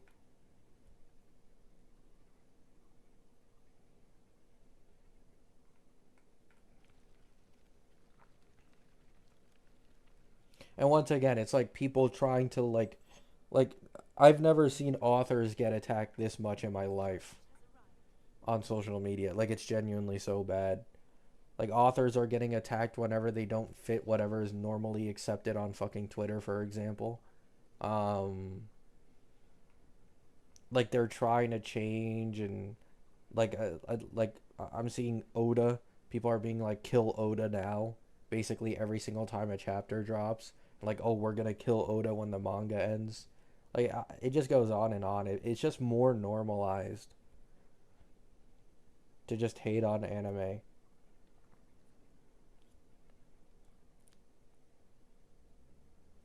And also complaining about fan service as well. Which, by the way, I actually think like I'm not one of the people who thinks fan service is like universally good. Like I fucking oh my god, I hate Sanji in One Piece. His entire gimmick pisses me off so much. I'm not the one that's always for fan service. But when you go into like a series, like let's say My Dress Up Darling, right? Like you know what you're getting into. You should know what you're getting into when you watch My Dress Up Darling, you should know there's fan service. But then people will be like, "Oh my god, this is so disgusting. It's objectifying women. Anime and Japanese people are so disgusting. They're barely disguised fetishes."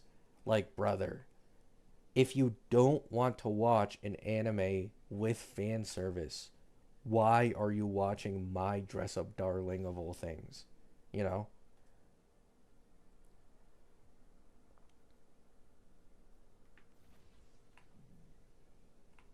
And there's like multiple other examples.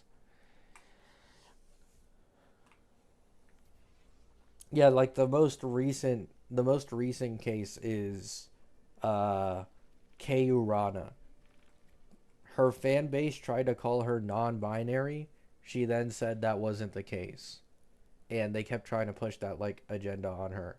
Then it was like something else with a ship, I think, between like two male characters, and she said no, this isn't real.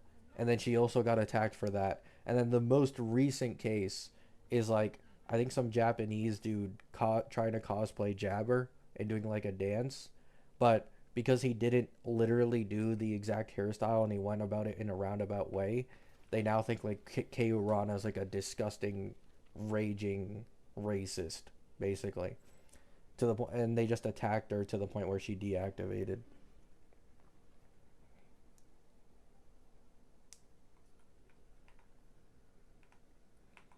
What is fan service? It's exactly what it sounds like. Service for the fans. Stuff that the fans like to see and that the anime is made for the real fans of it. So for example, Blade from HSR. A lot of his drip marketing recently has him basically half fucking naked. That's fan service for the people who really like Blade. It's like, oh my god, Blade is so hot. He's so cool. Oh my god, look at his body. Right, that's fan service. But fan service doesn't necessarily only need to be in that way. Like fan service could also be like in JJK, they have like filler episodes in the anime sometimes, which isn't normal in the manga, but a lot that's also fan service because you're giving people interactions with the main characters that they usually wouldn't have seen in the manga, and that leaves a lot of people satisfied. But usually 99% of the time when people complain about fan service, you can automatically assume they're complaining about like, you know, when it comes to like sexualization basically.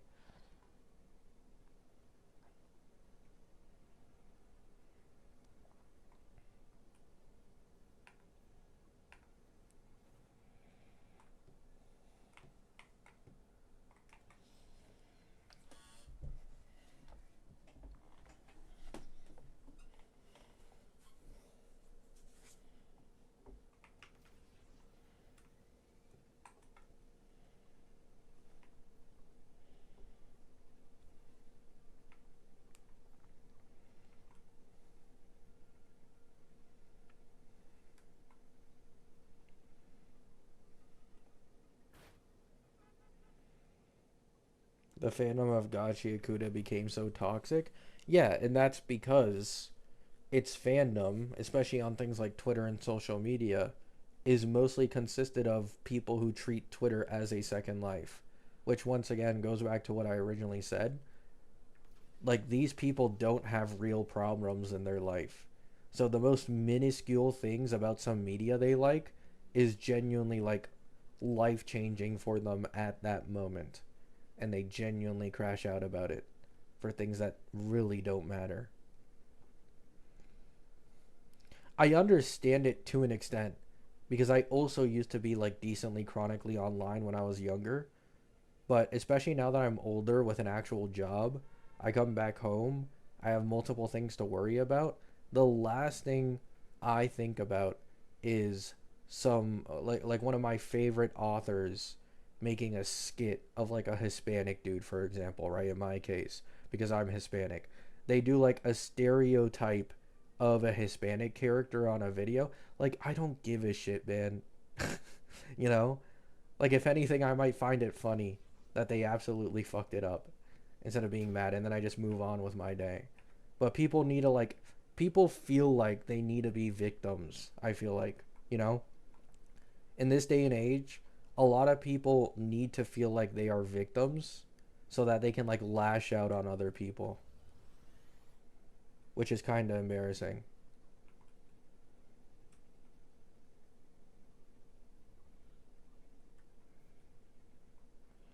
I feel like the Blue Archive fans successfully gatekeep the game.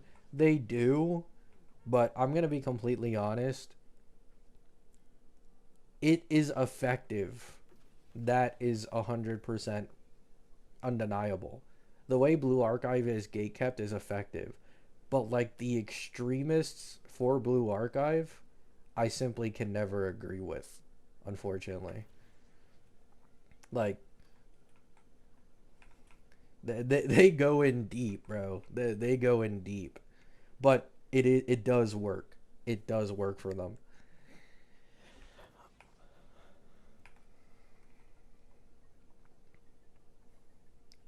I'm not someone who can really be like super hateful towards like a certain group of people. I've like grown to try and be better than that. So, but yes, you can't deny it's effective.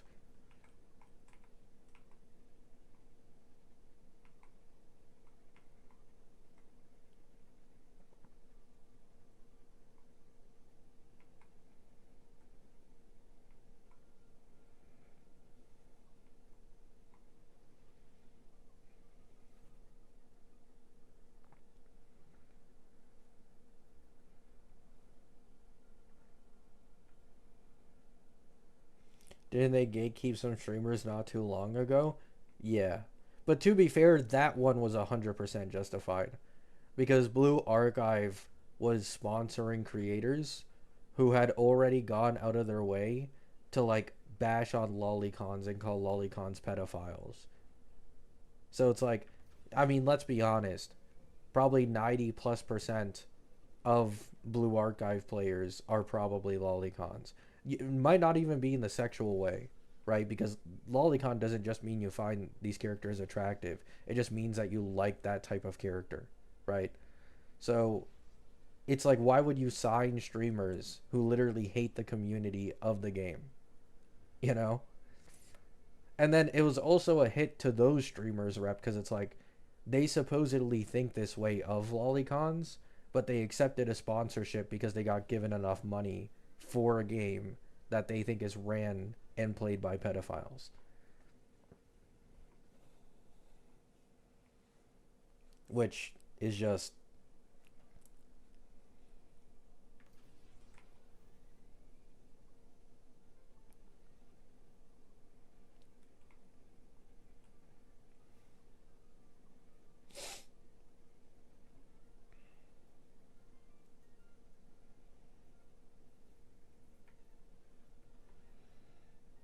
I just don't get it. I don't get how people can play a game that they think is ran by pedophiles, accept hush money for it, or like I just don't get it, man. Like if it's truthfully in your head that lolicons are pedophiles, like I find that so insane to me. I'm not gonna lie, it's so insane to me. Because like these are usually the people trying to portray themselves as better in comparison, but they don't care if they're given enough money. Which, I mean, I don't know. I feel like that just makes them look so much worse.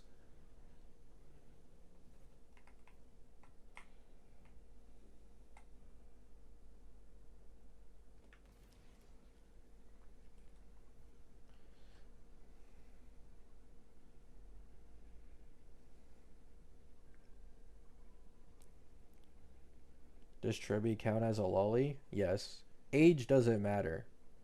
It's just like a body type. Like, yeah, Tribby is probably like, I mean, not like, Tribby is smart as fuck. Like, it's not really shown, but she's genuinely smart as shit.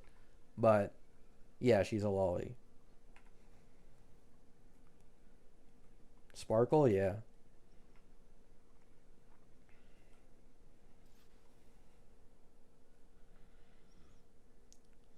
There are levels to it though. Like there are like differing levels. 100%. Like for example, there's obviously a difference between like Tribby and Sparkle. They're both lollies, but they're obviously not the same, you know? But they do both fall in the category.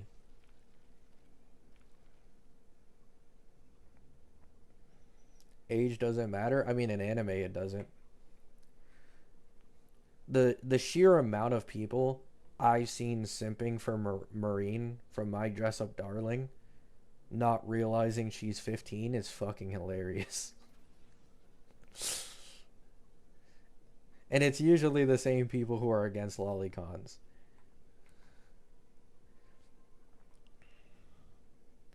Which once again, it's like it's understandable because they probably see Marine as an adult given the art style, but this is the point. Like age genuinely just does not matter in anime.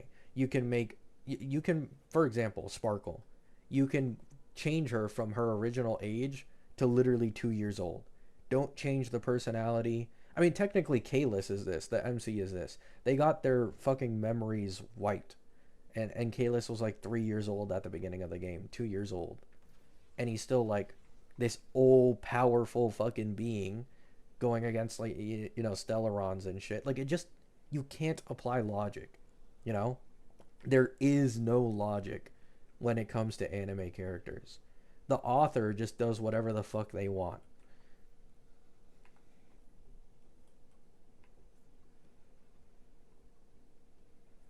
She's 15, but the Mabel Star animation was good. Okay.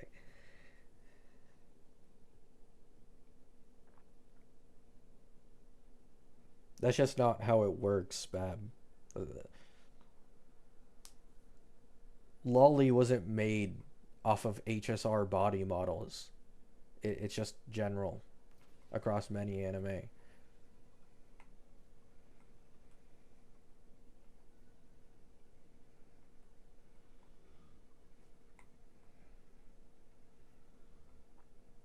It's just a stupid excuse. Like once again, the thing is, a lot of lolicon haters contradict themselves, and they like characters like Sparkle and stuff. So they have to cope that Sparkle isn't a lolly, despite it being stated that she is, and she definitely fits the description. But like people like that need to cope because they need to feel like I'm normal, right? Unlike you, I'm the normal one. Even though I like a character who has the same body model as literally like an 8-year old and a 12-year old. But there's a difference because, you know, there's a difference. I'm not like the rest of you. But I'll make fun of you guys whenever you do it. How old is Sparkle? No fucking clue. Probably old as shit. It's a drawing on a screen. Why do people care that much? Exactly. I agree. Nobody should care to begin with. But lolicons usually get attacked first, which is why it's always like kind of a stupid thing.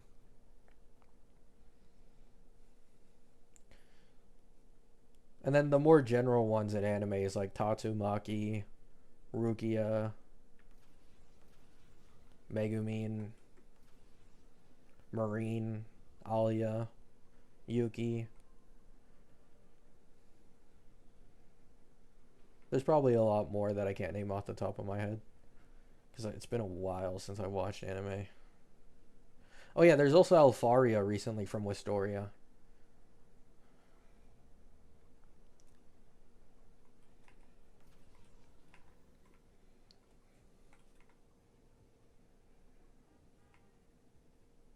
Oh yeah, Taiga from Toradora.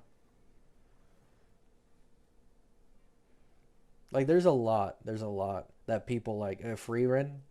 Like there's a lot that people like that would fit in like the lolly body model type, but they cope that it's not the same, because they just like that character and they need to cope about it.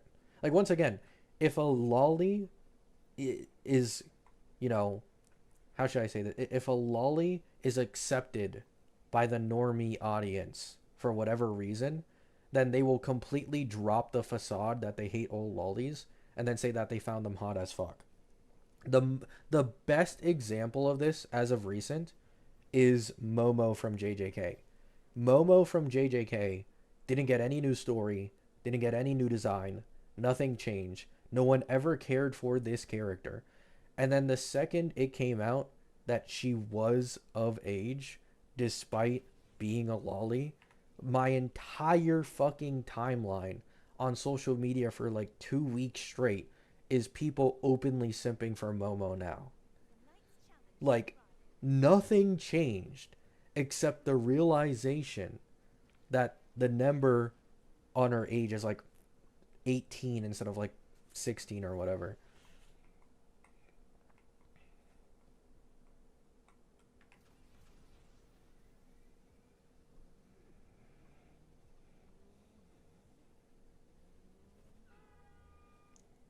You have consistent viewers of 90 people and only a few of us talk. That's just normal. The majority of people who watch a stream won't be active in chat. That's just how it is. Also, a lot of people just put me in the background to listen to me yap. I don't know why, but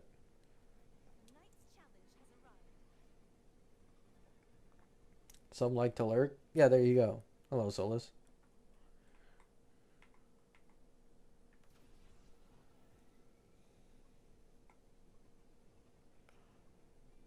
Is E1 Evo broken? Yeah, it's pretty good.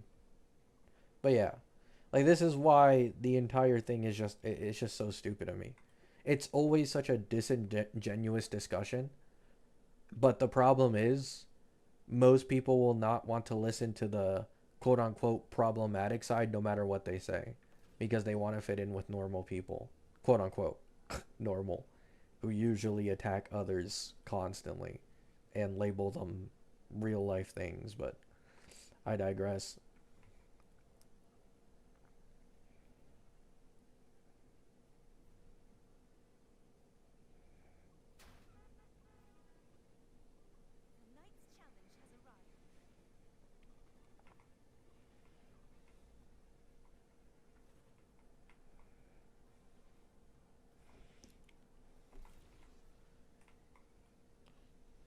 Normal people? Yeah, I know, that's why I said quote unquote. Because they're the most likely to actually do damage to real human beings.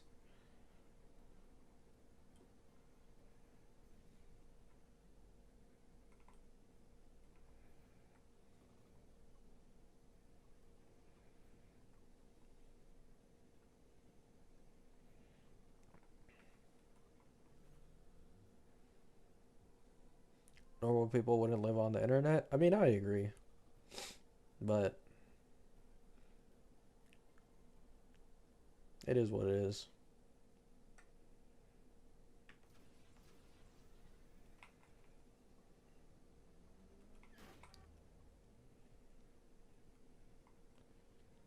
Man, I need an HSR competitor so bad, man. Please.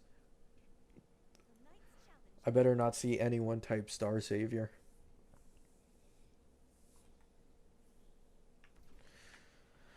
I just need something, man. I need something. Like, I saw two new trailers for new gachas that look so promising. And then it's just another NTE like game and another Genshin like, oh my fuck, man. Like, move on. Please. Someone try and capture the HSR audience.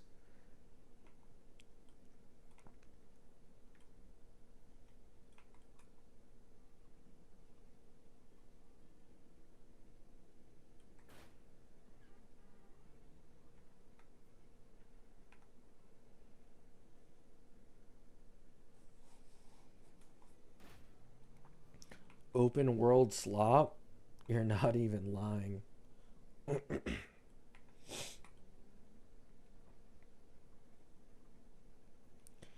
Don't say Kuro needs to make an HSR competitor. I mean, I'd take it, man. I'd take it.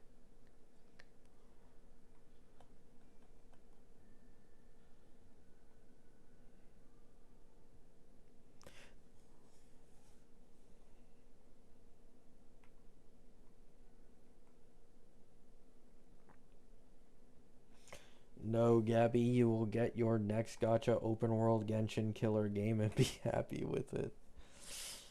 Uh, I'm so glad that the trend of, oh, this new game's coming out, it's the killer for this older popular game is gone. That shit was so stupid at the time. Holy fuck. People really thought that Genshin would die to Tower of Fantasy or that Genshin would die to Wuwa. People don't realize, like, even if a better version of Genshin comes, the core fan base is still going to stick with Genshin. And then also, a lot of people are just going to play both at the same time. So, not really much anything changes.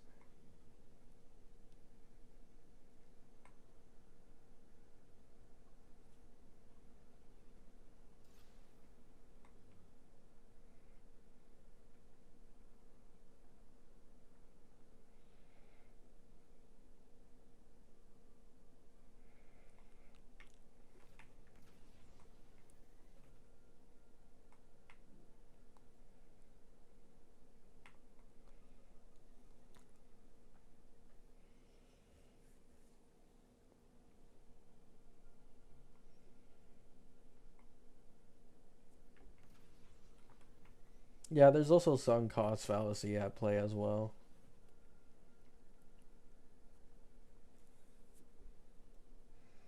I think people expected too much from NTE. I think NTE actually isn't that bad.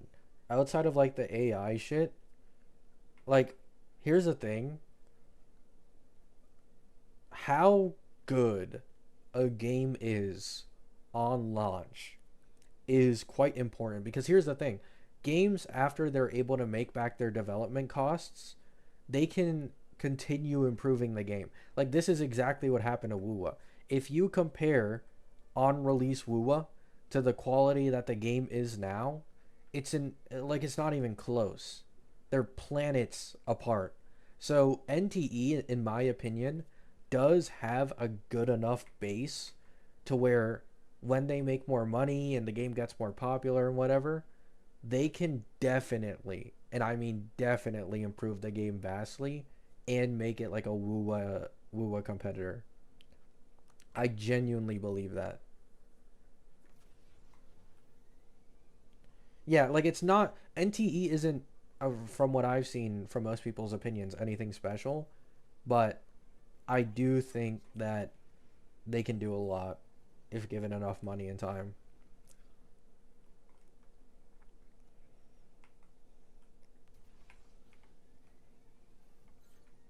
Of course, they could also not do a lot and end up disappointing the community. That's just how these games go sometimes.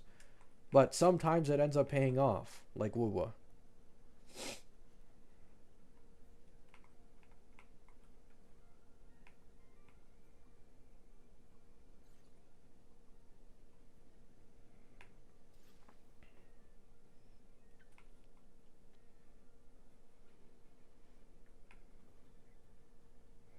I mean, that's understandable, Hakus.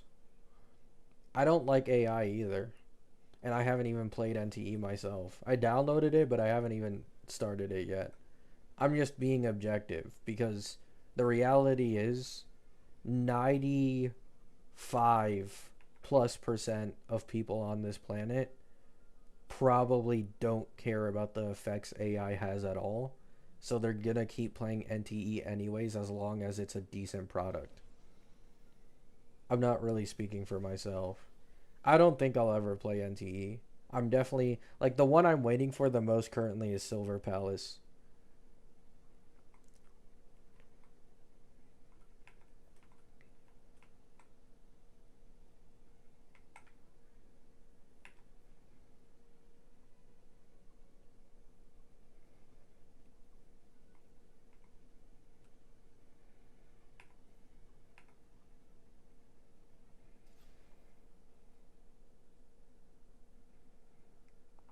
Yeah. Like even people who quote unquote hate AI, like bro, Triple T is probably the most popular meme of the last year.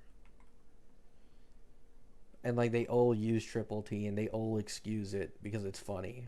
Like if you make anything that's humorous to people, even the ones who supposedly hate AI will suddenly not be having a problem with it and they'll keep using it. I've noticed that.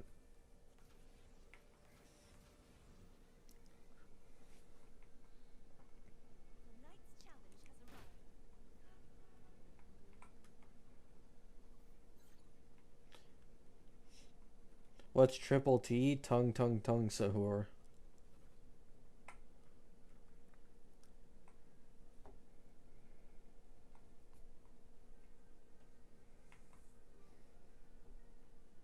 Appreciate your take? No problem.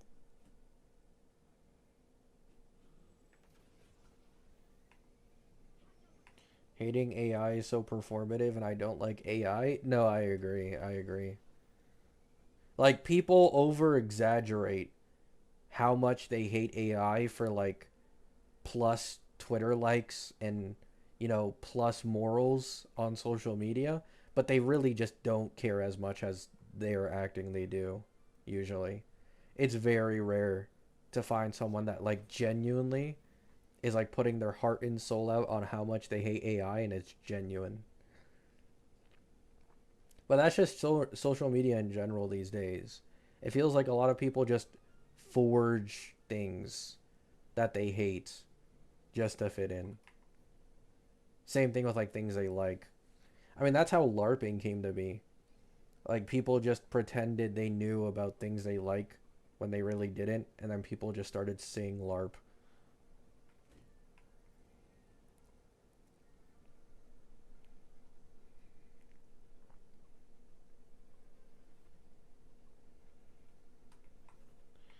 Do you think it would be hypocritical if people still take Hoyo sponsors if they are against AI, knowing they are investing 15 billion? I mean, yes.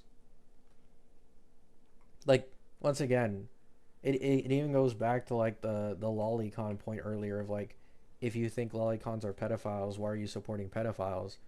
If you think that AI is this thing that's like super bad for the world and you're constantly actively against it, you're constantly posting about how much you hate it or talking about how much you hate it, and then you get sponsored by that company to promote that game and at the same time promoting its AI usage and or even just ignoring it is a problem, right? You are just being a sellout for money and proving you don't actually care all that much, you know?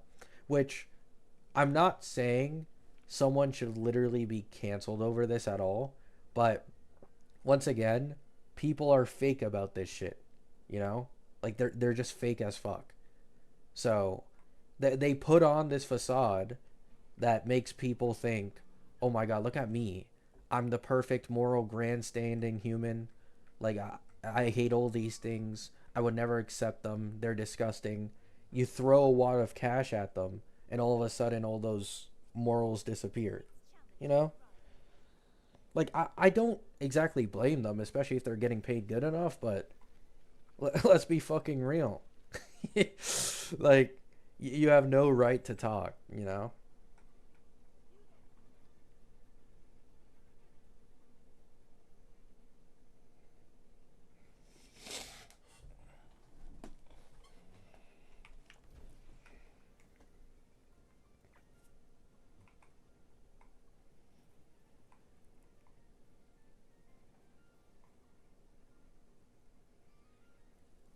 That's also why like it's stupid, you know? I'll admit it. It's stupid that I do this cuz I could have made so much more money off of this channel for free if I did do it. But this is why I've never accepted a sponsor. If I like something, I will recommend it without the need to be sponsored. But I feel like the second you get sponsored, your opinion automatically becomes biased and more untrustworthy to your audience. Because clearly you're gonna have to advertise this no matter what so that you can try and get more money, you know? I try to keep it real. I try to.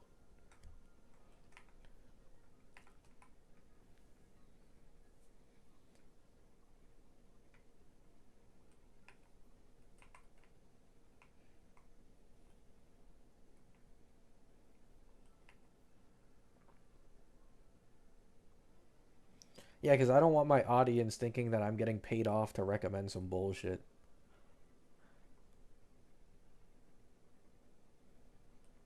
Although, to be fair, the only types of sponsors I could get in the first place um, is like these top up ones because I make videos about leaks. There's no way I could ever be an official CC.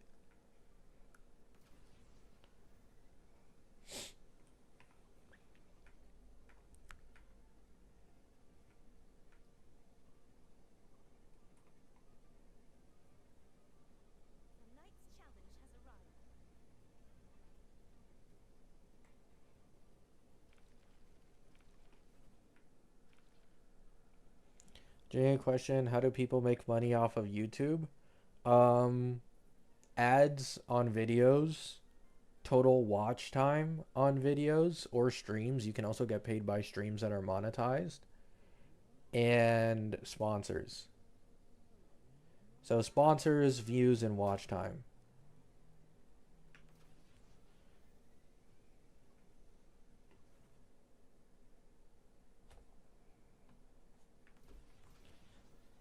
However, definitely the majority income that any YouTuber makes is, if they accept it, 100% from sponsors. And it's not even close. Sponsors definitely make the most money for creators.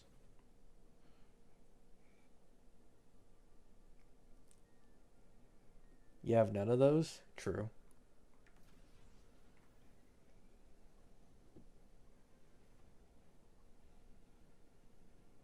Oh yeah, the money you have to like put in your bank info and everything and get everything done. And then when you do that, they end up sending you the money, usually on like in my case the 23rd of every month, usually.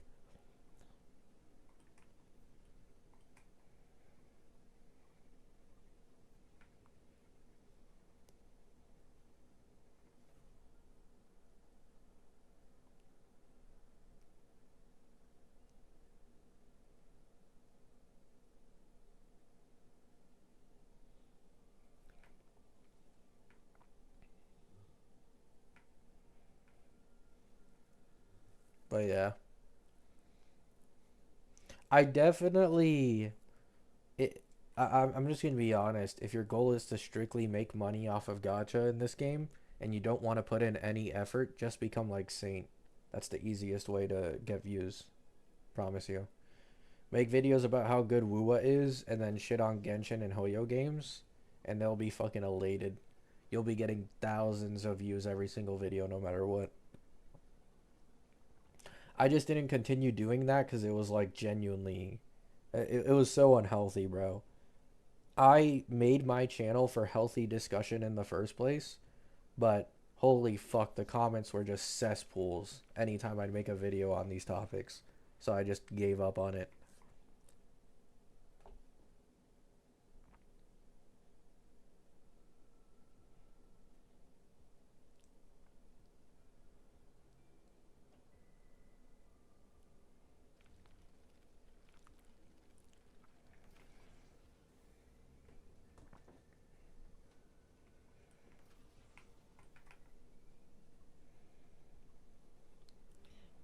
Say he puts a lot of effort into his rage bait? Not really.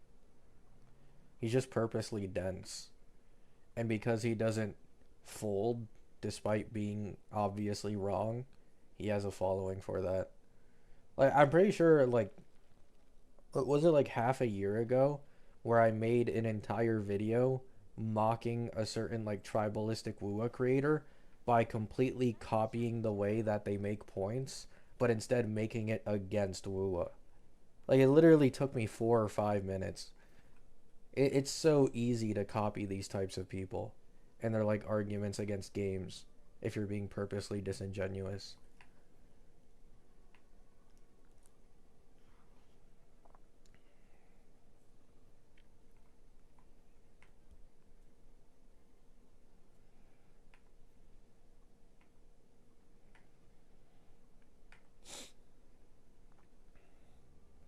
The problem with that kind of content is you put yourself in a bubble that you can't get out. Yeah, exactly.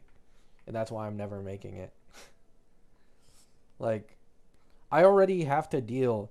I like to think my channel consists of some of the most neutral people in like the HSR and WUA player bases. There's still bad apples, don't get it wrong.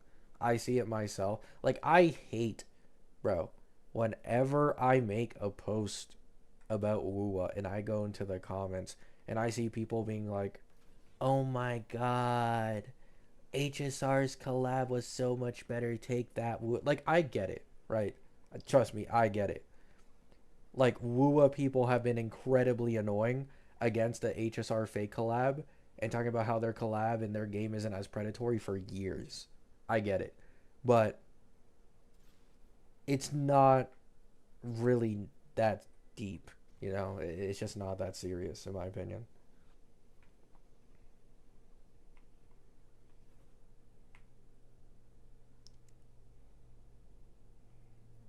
I don't mind people getting in slight jabs and like, oh, HSR collab was better. Like if you just leave it at that, HSR collab was better, or I thought Wua collab would be better. I don't actually care all that much. But it's usually the people who are like much, much more passive aggressive. It's like, oh man. Because I don't mind a little banter going back and forth every once in a while. There's no point in having like a completely Puritan community that can literally never banter with each other. You know, that would just be boring at that point.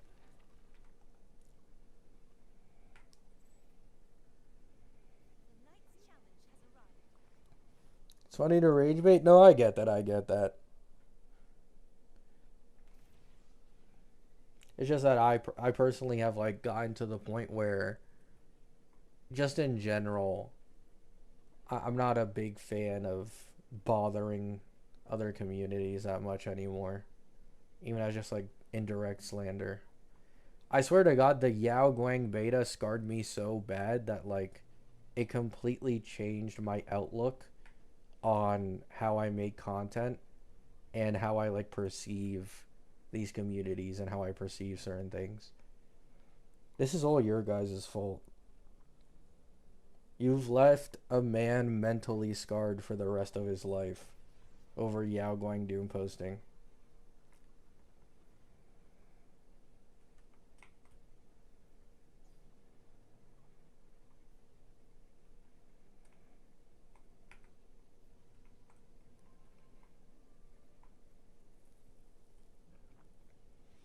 That post has like 2.5x the comments of your usual post. Yeah, exactly.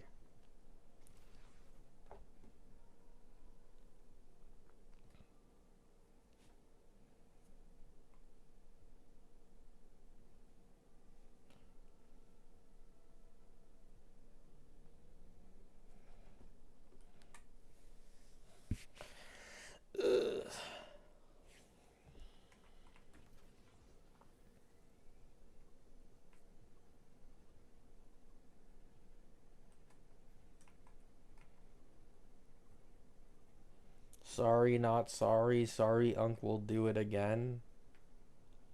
Yes, and we're proud of it. Sag. Nobody cares about me.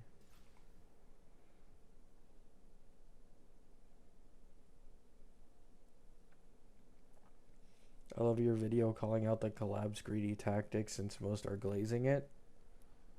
Yeah. I mean, I don't know. I haven't watched, like, I don't know what the general opinion is for things going on anymore in these gachas. Because I don't watch gacha CCs anymore. I did see, the only thing I saw was a gacha smack video coming up on my recommended page that the thumbnail was like free dupes, which is quite disingenuous, but I didn't bother to click on the video because I was going to play Valorant with my friends.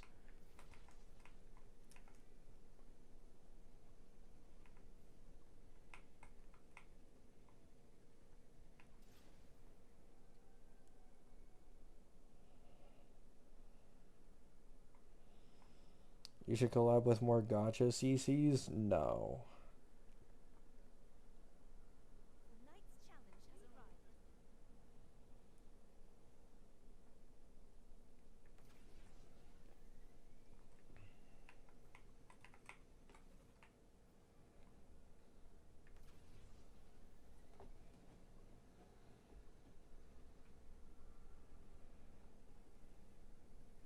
I only ever watch Poke streams. I used to also only watch Poke streams. I transitioned from watching a lot of gacha CCs to not watching much to basically the only main streamer I watched was Pokey to nothing. The only time I use YouTube for gacha related content is betas because I want to see like, how strong is Blade? How strong is Himiko? Certain team compositions.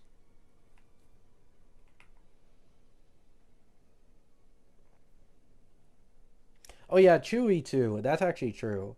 I actually do watch Chewy videos. Not like every single one, but I definitely watch some here and then still.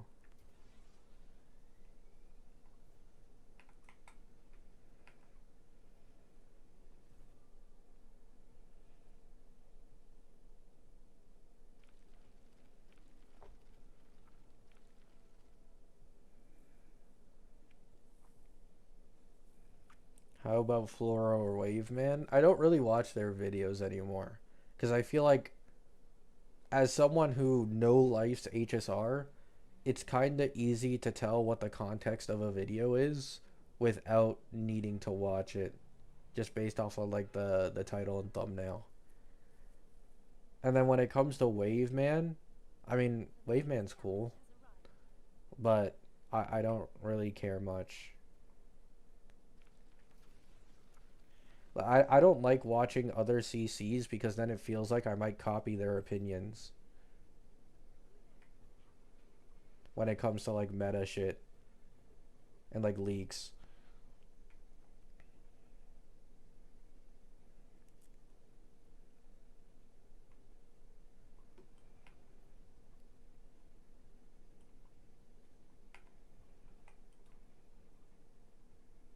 Nice, Denary.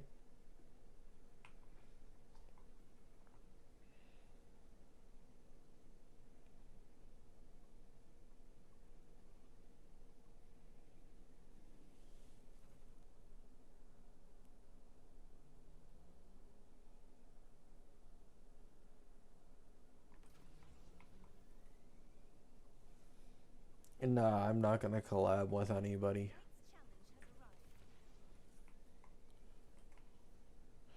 I watched Saint for Wua content its peak. I'm sorry. Gooba is my go-to for guides. He gives me stat goals for relics. Oh yeah, I have seen that Gooba does his own calcs. Like his testing is pretty in depth. So yeah, I could definitely see why people like Gooba.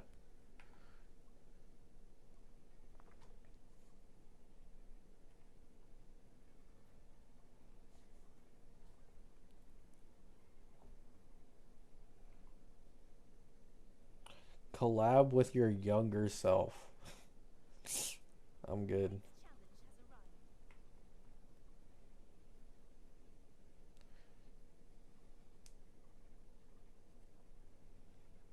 Fancy a gotcha cast? I'd rather die.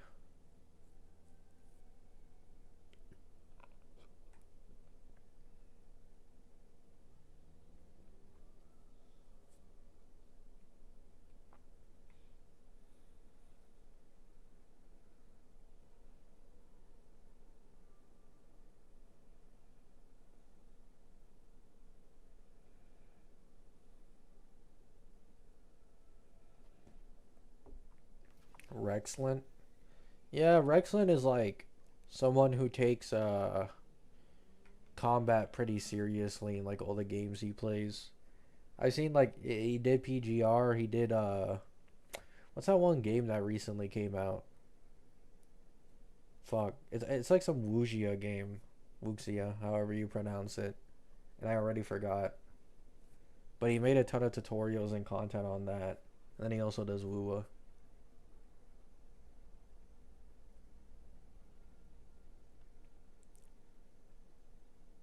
Oh yeah, Where Winds Meet. Where Winds Meet.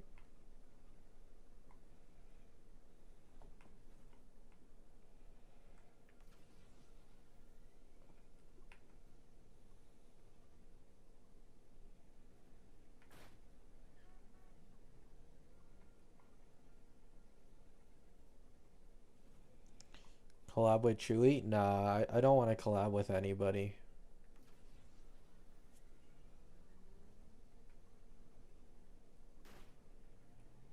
You dropped Where Winds Meet? I mean, basically, yeah. I do feel like there's definitely a good chance I return to playing Where Winds Meet at some point, but for now, yeah.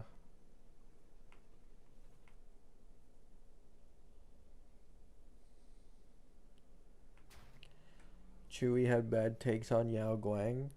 I mean, like, nobody's perfect. I'm not gonna really get mad at someone for, like, having a couple differing opinions from me.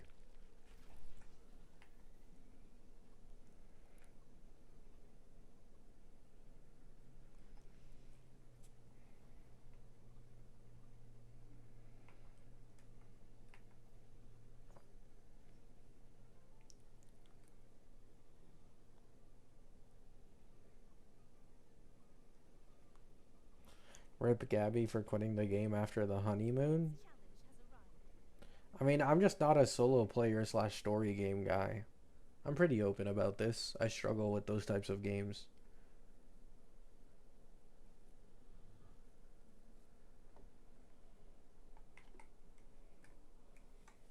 Yeah. Like, I will say, to be fair, like, I've spent copious, and I mean copious amounts of time trying to understand patterns from Hoyo and, like, trying to put myself in their shoes of why they would do something and how it benefits them. Like, 99% of people haven't no-lifed that type of mindset just to do leak content like I have. So it's just very hard to predict shit. So you usually have to wait until like full betas or enough time has passed in the version to be like, yeah, she's definitely best in slot.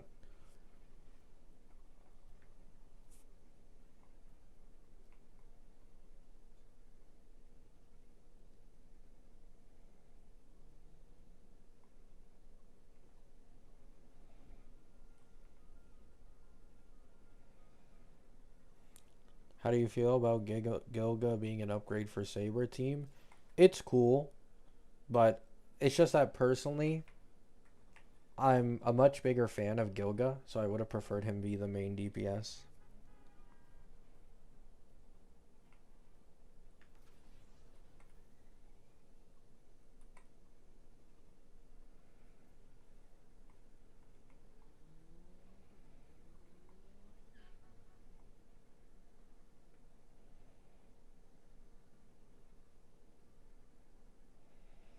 Seems Mortis left again, yeah.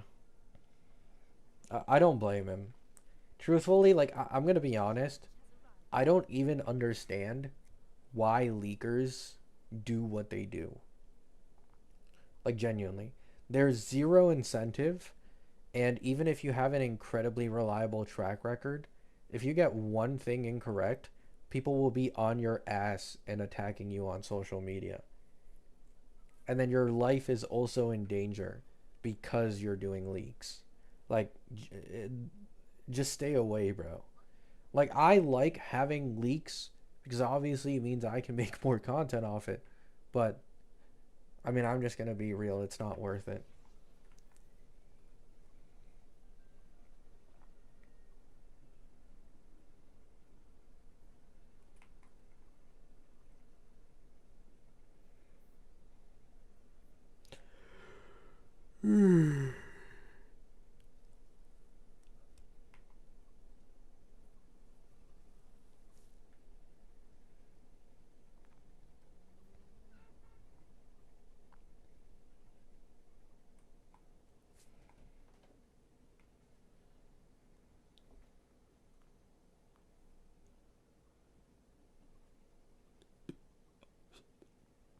As a Saber enjoyer, I'm fine with it. Yeah, like I have an E2 Saber on my Firefly account, so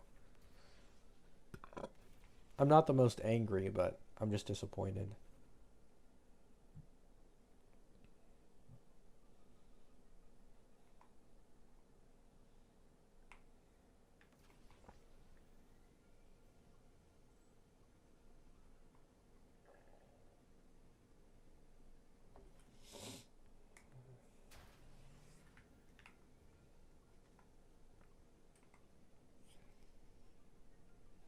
People didn't even hate on him. I mean, I don't know. I was on Twitter yesterday, and my timeline for like almost the entire day was people slandering him and calling him basically like a child and like he's not right and this and that, or like, oh, these leakers keep baiting us, they're so annoying. Like, once again, like there just is no incentive. There is no incentive in being a leaker. You get so much hate for doing something that puts yourself at risk. It's just a lose-lose situation. Oh, you were talking about someone else? Oh, I see.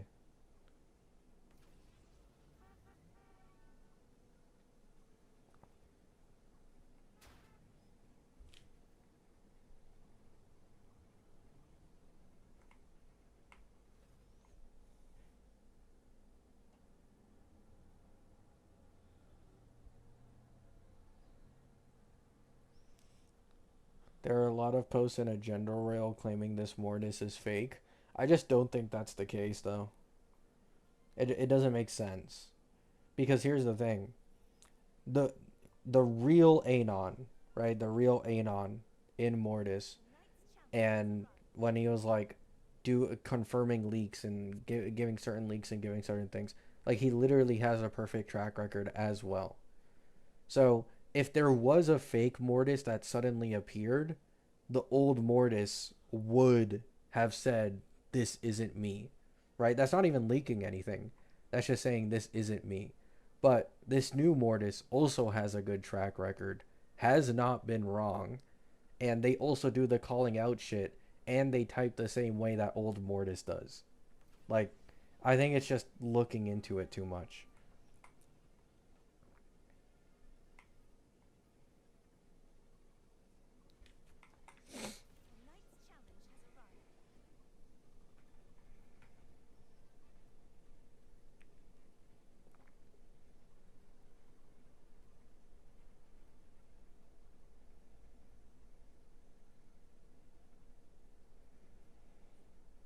Lady Yao thanks you for your service. I genuinely hate Yao Guang.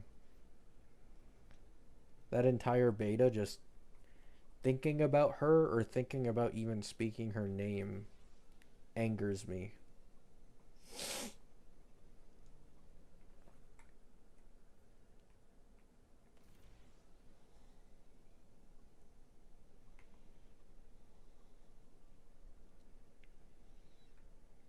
Like, sometimes I'll have like a decently controversial take on a character's kit state currently. I'll think of making a video and I'll prepare for it, and then I'll sit there for like 5 seconds estimating the backlash I'll probably receive for it, and then asking myself, do I actually want to do this? And then I'll sit my ass right back down, and I won't make the video. Because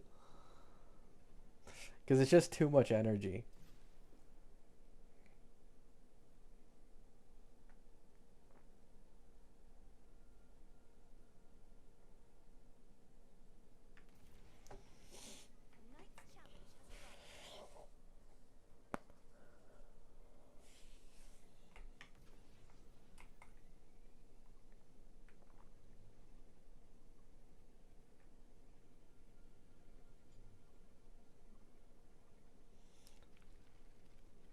Should I pull for Blade?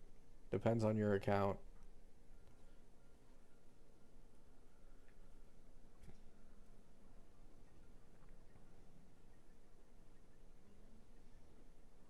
Blade is the current character closest to what some people consider a must pull. I don't think he's a must pull at all, but he's the closest. So that's like the easiest to recommend to people.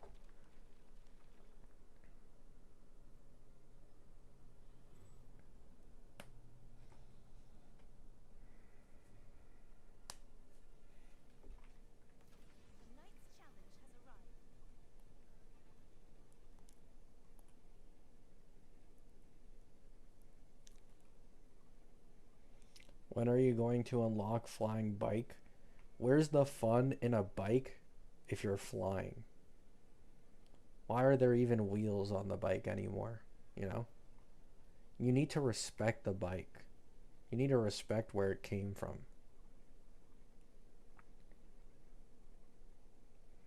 What it was made for.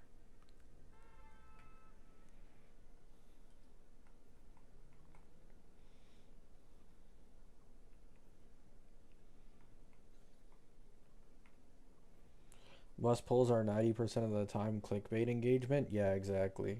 That's why I don't like really using that word anymore these days.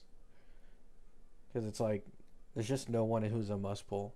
There's a lot of teams where even if a generalist is goated, the niche support is still significantly stronger.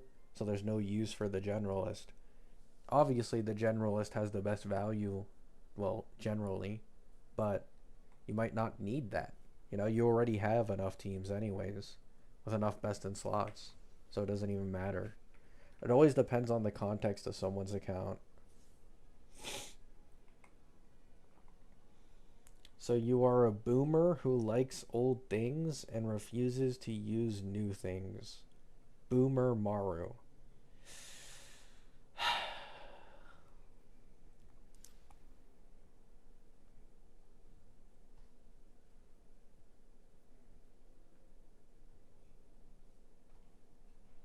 I'm disappointed.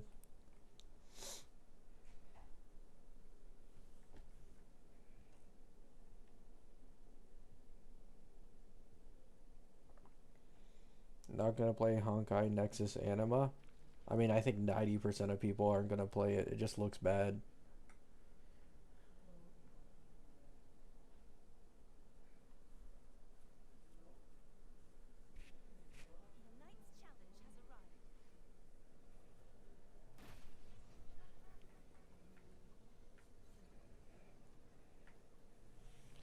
Chisa best in slot. True.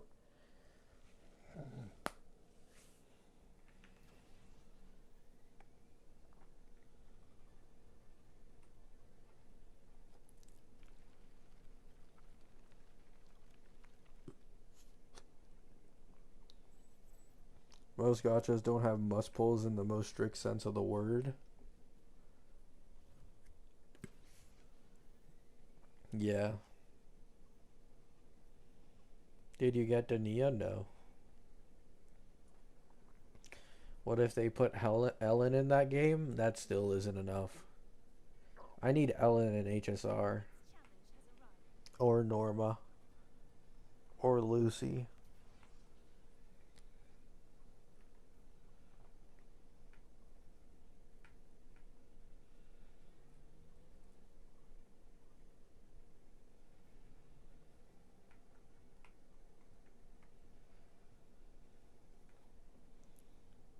Do you play Zenless off camera? Nah, not even.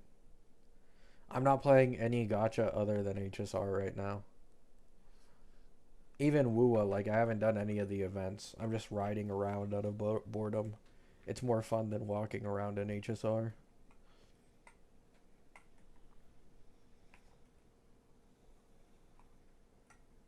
That's Tribby? Well, yeah. I like Tribby. I have Tribby on my Anoxa account. But Tribby's already 1 year old.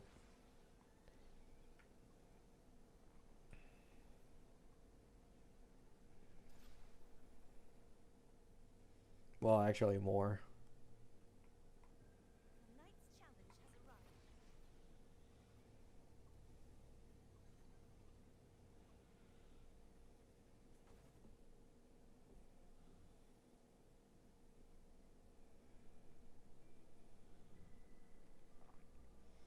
I want 5-star Hanya. To be honest, I kind of get that. Hanya actually does have like one of the best 4-star designs from HSR, no?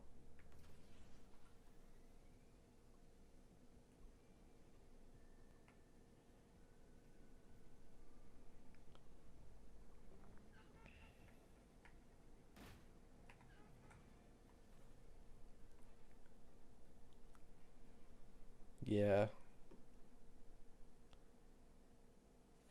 I miss getting Tribby since no time. Rip.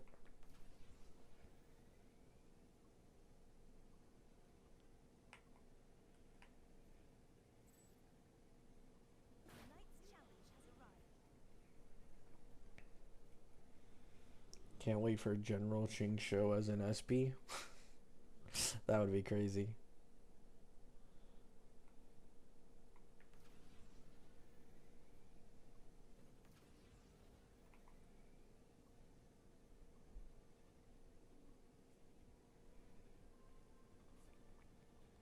Do you think there will be a Tribby power creep? It already exists. Blade.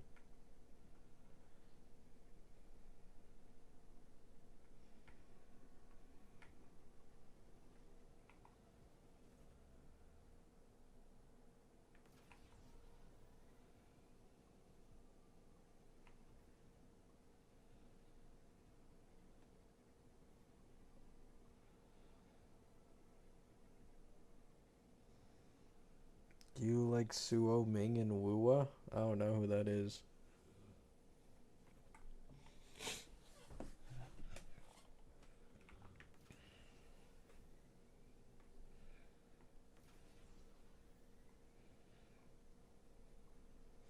My favorite Wua characters are just like Chisa, um,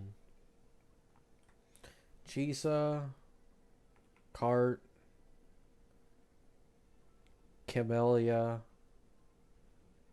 Rebecca, Mornai, Yohu, like that. Oh yeah, Roshia.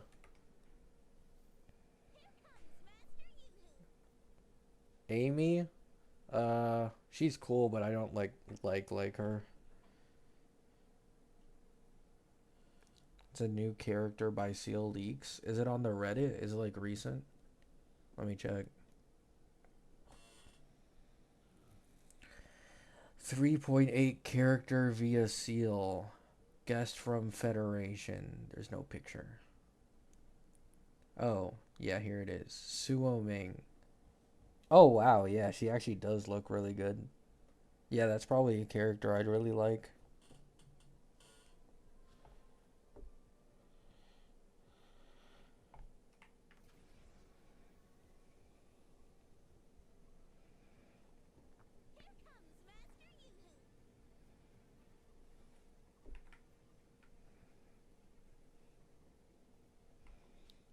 Do you see the redhead? Yeah, that's the one I just saw. She looks really good. I've been saying this for so long. No Phoebe. I mean, Phoebe's also up there, but I prefer all those in front of her.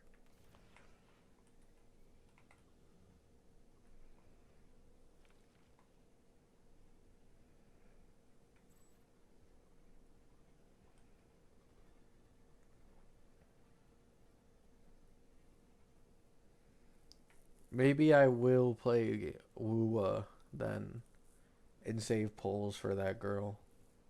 She has a really good design.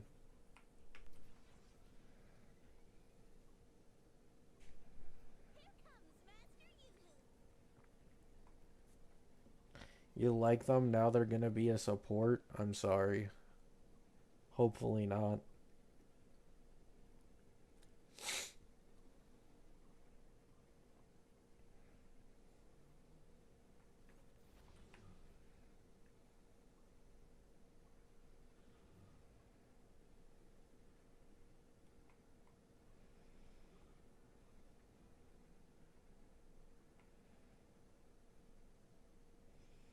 You cursed her? No, man, no.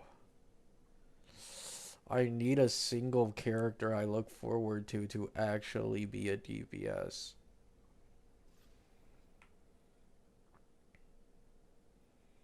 Should I come back to the game now because of the bait? Yes. Although you'll have to deal with the bait for more than half a year until we get 3.8. I mean, to be fair, 3.4 is a shortened patch, but you need to come back to Genshin and get Columbina? Nah, I'm good. Genshin is too far gone for me. Not even the Shotas can save it for me anymore.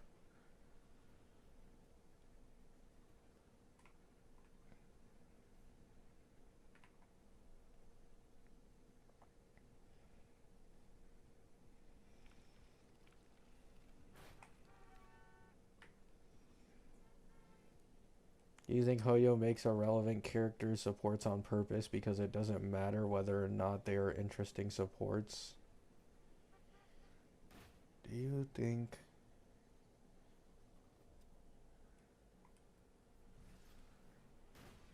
Oh.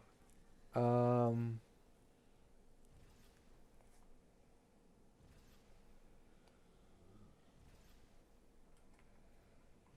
Do you...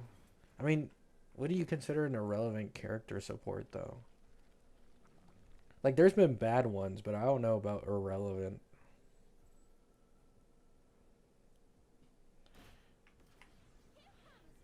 Genshin recent Shota 4-star look good? I wouldn't know.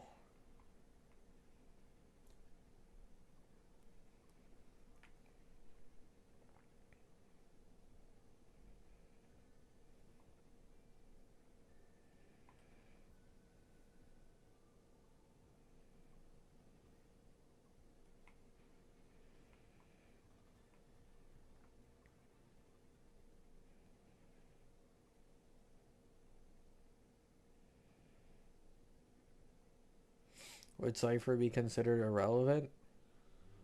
Um, she was kind of made for Archer, in my opinion. But yeah, I could see how you could have that opinion.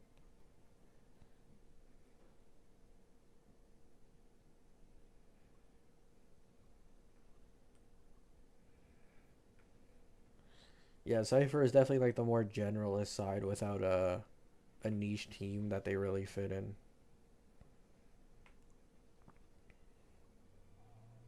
Triby's just better, though, in a lot of cases.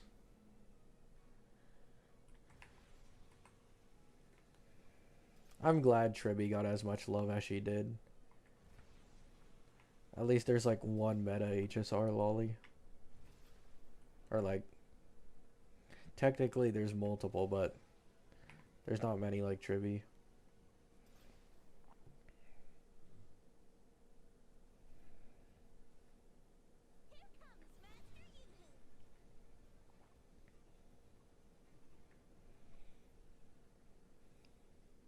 Yeah, Cypher's follow-up attack is like pretty bad.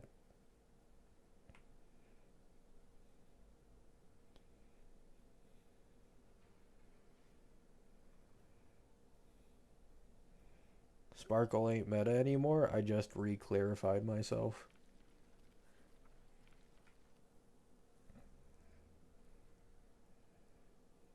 I meant like the short model that Triby has.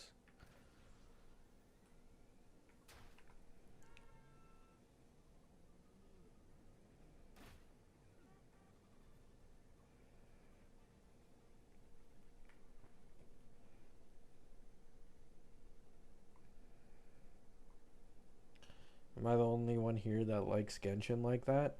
I mean, no, I'm sure there are other people who like Genshin a lot too. I don't blame them.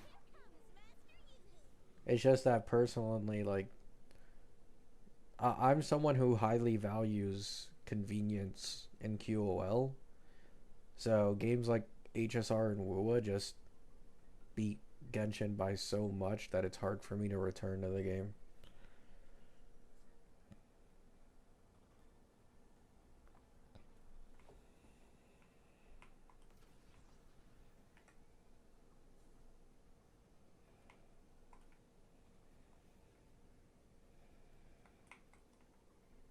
Hoyo hates robots? I don't think so. You have Himeko in the new Drip who seems to have some type of mecha. You have Svarog with Clara. And you also have Firefly who's like a mecha type character.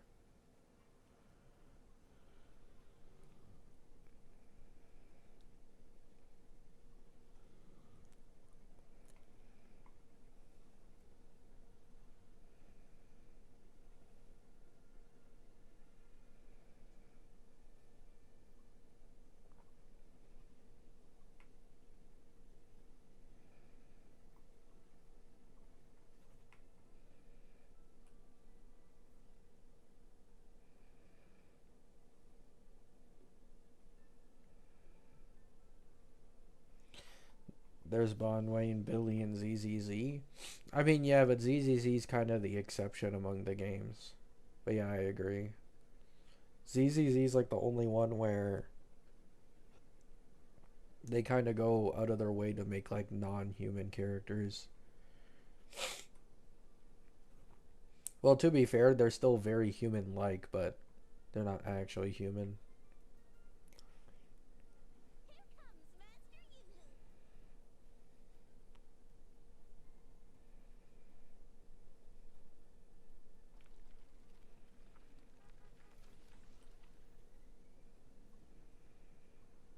Yeah, ZZ has like animals and stuff. Playable characters. They even have like a fat bear.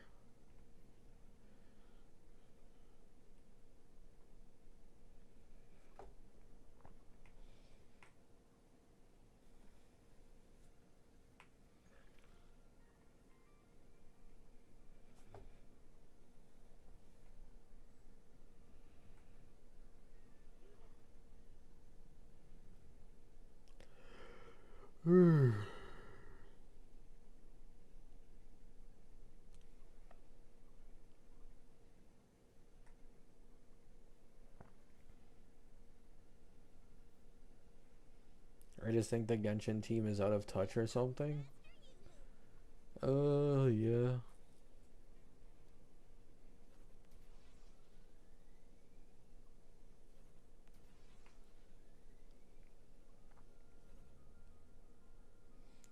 ZZZ versus Wua collab. Does ZZZ even have a planned collab right now? I don't think they do, right? Kind of weird. I wonder when ZZZ will get a collab.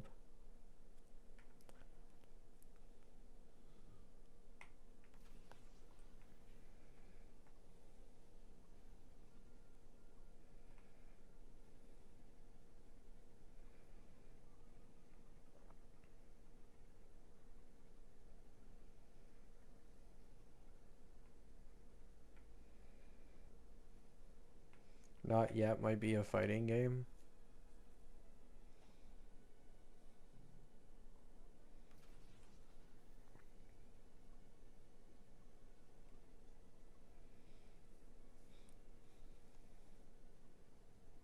I think they'll announce it during Annie. We'll see.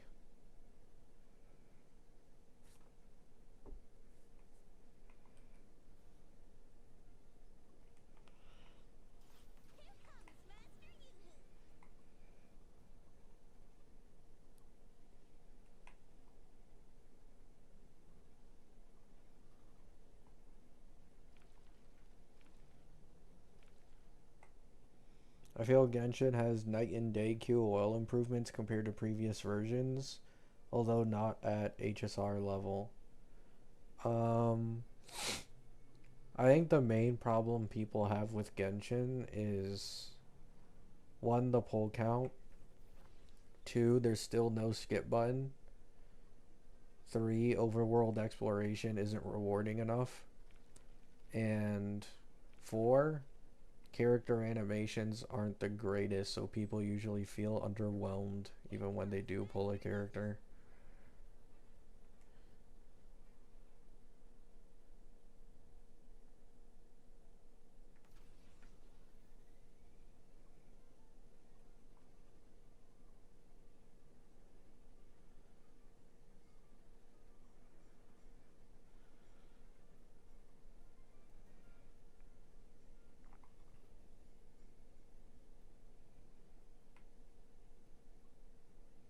Yeah, I understand why Genshin animations are the way they are, but I mean they are just getting slandered badly for it.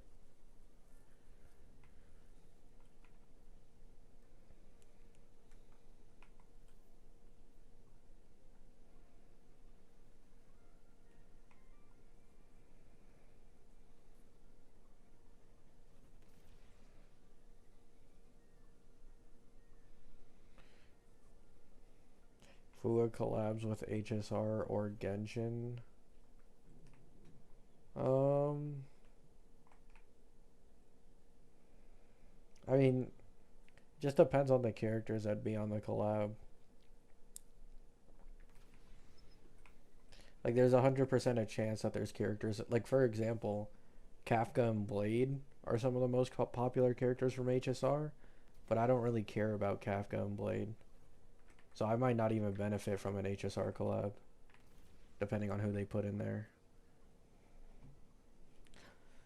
ZZZ has. Eh. I mean, yeah, ZZZ is likely because, like, Ellen Joe is still super popular for ZZZ. So it's likely that she gets in the collab. That I would be happy about.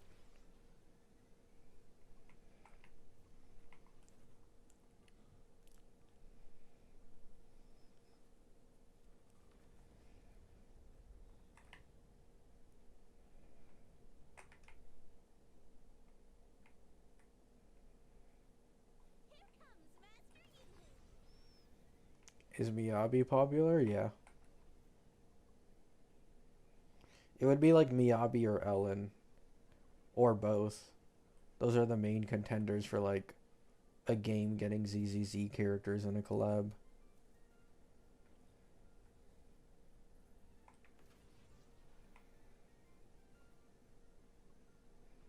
which I'd take. I love Ellen so much. It's crazy how like the first limited gacha character released in ZZZ, I still find to be the hottest. Uh,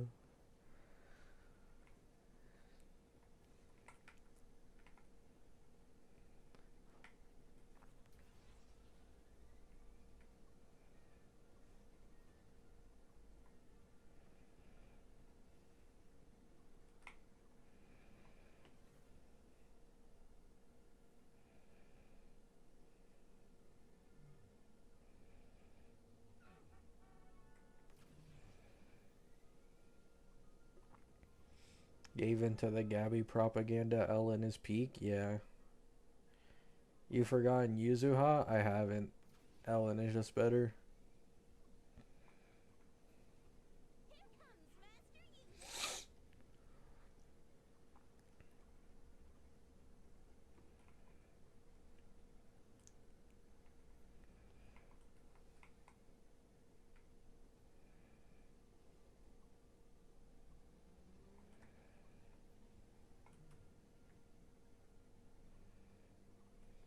Ellen versus Alia. Alia.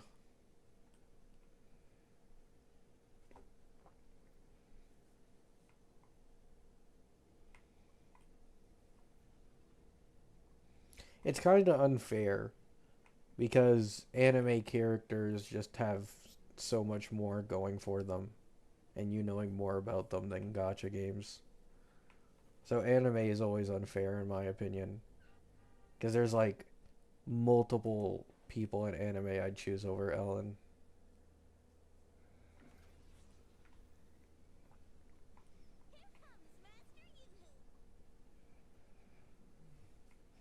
Like I'd probably take Alia.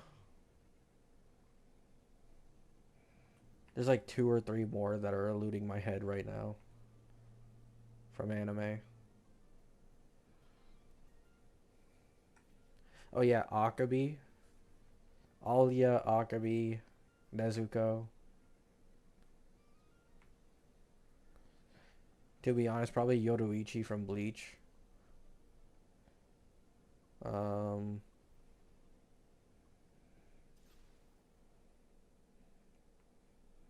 and not Tsunade.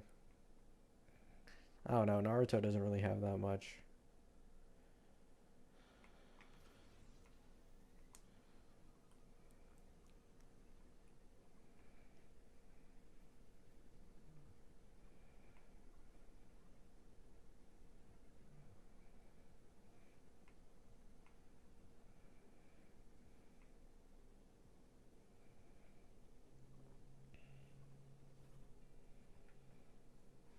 Would you consider getting M Blade for E2 Acheron if you don't have Tribby and Ashvale? Yeah.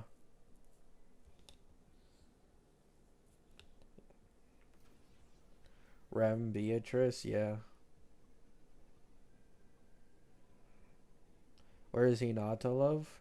I mean, I'm just gonna be honest. Excluding Boruto, if it's Boruto, it's different. But excluding Boruto and just Naruto, the only two characters I liked were Rin and Tsunade.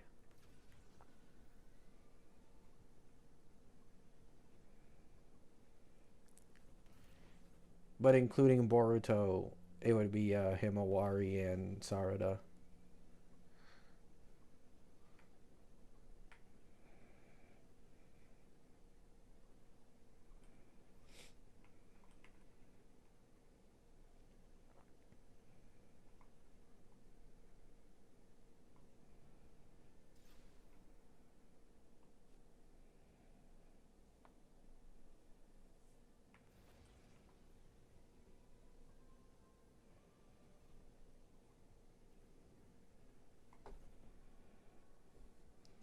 I didn't like Sakura. I mean, most people didn't. Sakura is like one of the most hated female protagonists in shonen.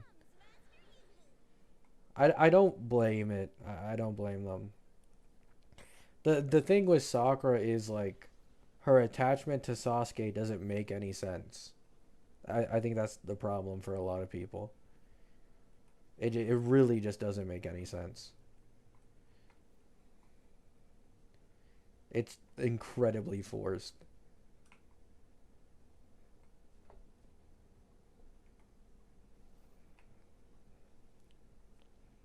Sarada is so nah, I love Sarada.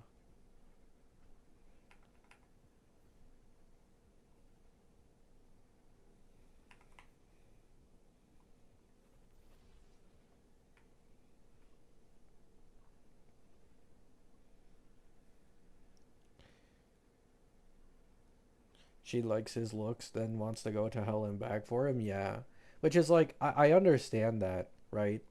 Like that is a real part in attraction is looks, but like it just goes a little too far for me with Sakura because like one, Sasuke is indifferent to her nearly the entire series. Like yeah, he obviously has some bias because they've been on the same like Team 7 for a while, but that's basically as far as it goes.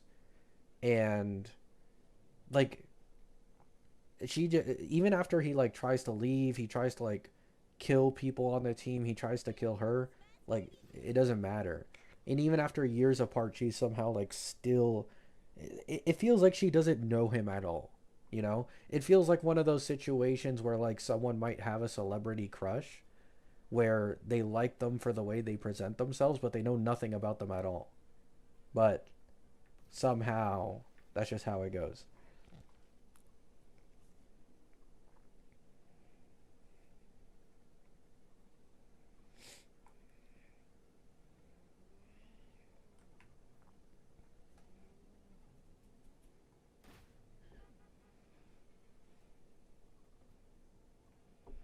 Is there any reason she likes Sasuke other than he's hot? Well, no. I mean, he's hot and talented, so maybe that.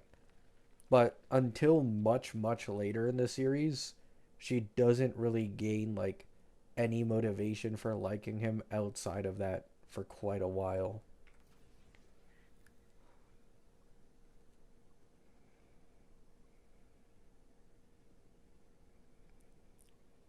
Yeah. And you can tell like Sakura isn't like good at understanding people in the slightest, you know? multiple times she fucks up things for Sasuke. Multiple times she fucks up the relationship with like Naruto. There was that one point in Shippuden where like she pretended she liked Naruto to try and get Naruto to stop searching for Sasuke, and then that gave Naruto a panic attack because it's like Naruto likes her. It's like this is what he's always wanted to hear, but he knows it's fake as shit. So he starts genuinely losing it. Like Sakura is just I don't know. She's such an L all around for a majority of the story.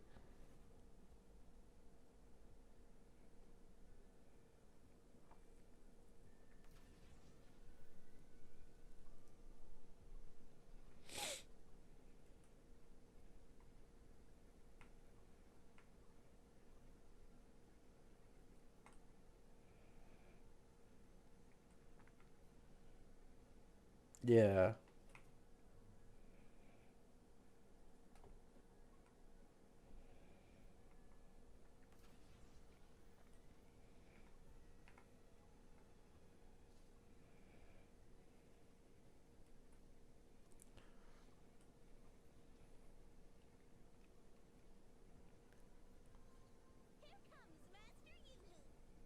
He didn't get a panic attack. He just asked her plainly. No, he gets a panic attack.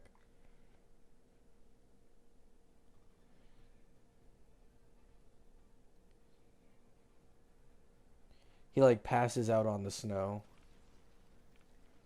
because he knows it's not real and it's fake, and she's just forcing himself herself to say that because like at that point, okay, imagine this: you've spent the last few years of your life training to get stronger, to try and get the best friend you made back, right? From going down a dark path. And at that point in Shippuden, literally everybody was trying to stop him from because they were all giving up on Sasuke at that point. They're like he's too far gone. And then it's like Sakura is probably the only close person he has left from like Team 7 that he has like a decent connection to and he actually cares about. And then Sakura lies to him that she loves him to get him to stop searching for Sasuke. So he just like he just falls down.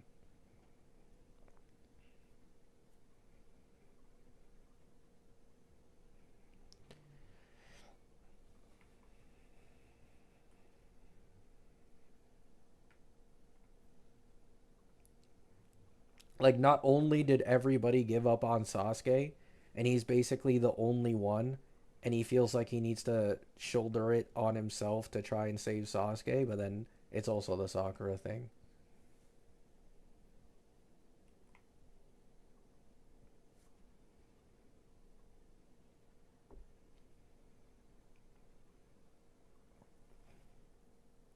Why can't Naruto leave Sasuke alone? Because that's like really the only friend he made as a kid. It's like his rival. I mean, they're both lonely as shit. So they kind of like bonded over that a little bit, even though they're different. Once again, it's anime logic.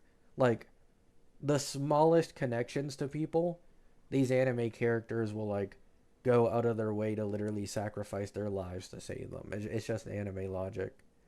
You can't really apply it to real life.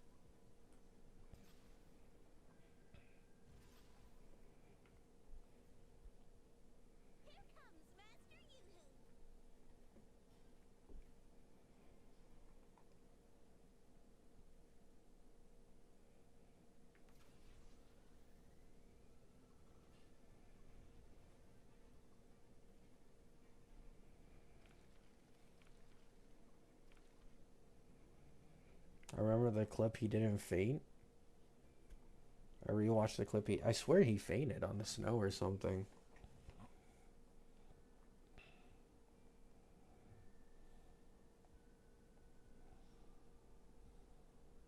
Yeah. Guide me to where Sakura is right now.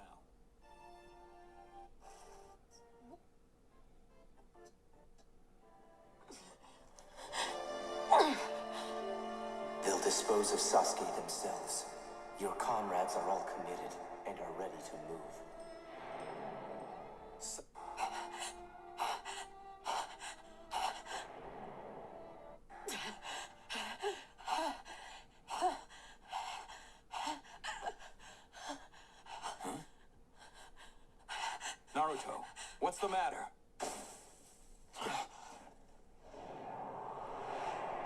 No, yeah, he faints. He passes out in the snow. Or maybe I'll pass out, but I mean, he looks like he's literally dying.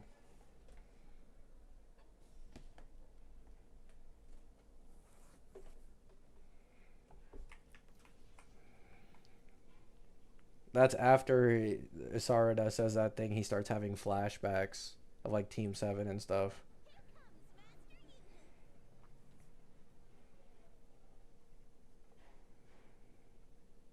What the fuck is he choking on? Nothing. He's having a panic attack. Hyperventilating, and then he falls to the snow like holding his heart.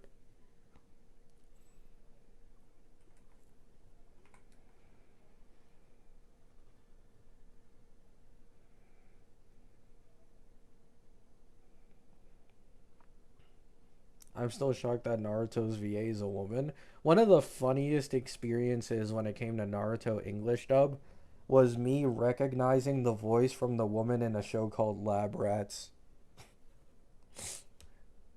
Like, I think it might have been the principal of the school in that show or something. She's the voice actor for Naruto in the English dub.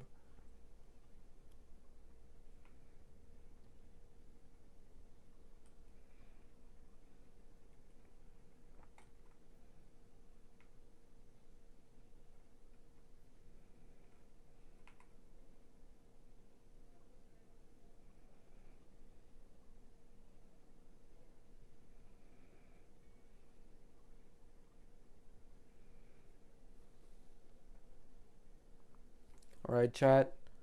I'm going to end the stream here. Hope you have a great day. Hope you have a great night.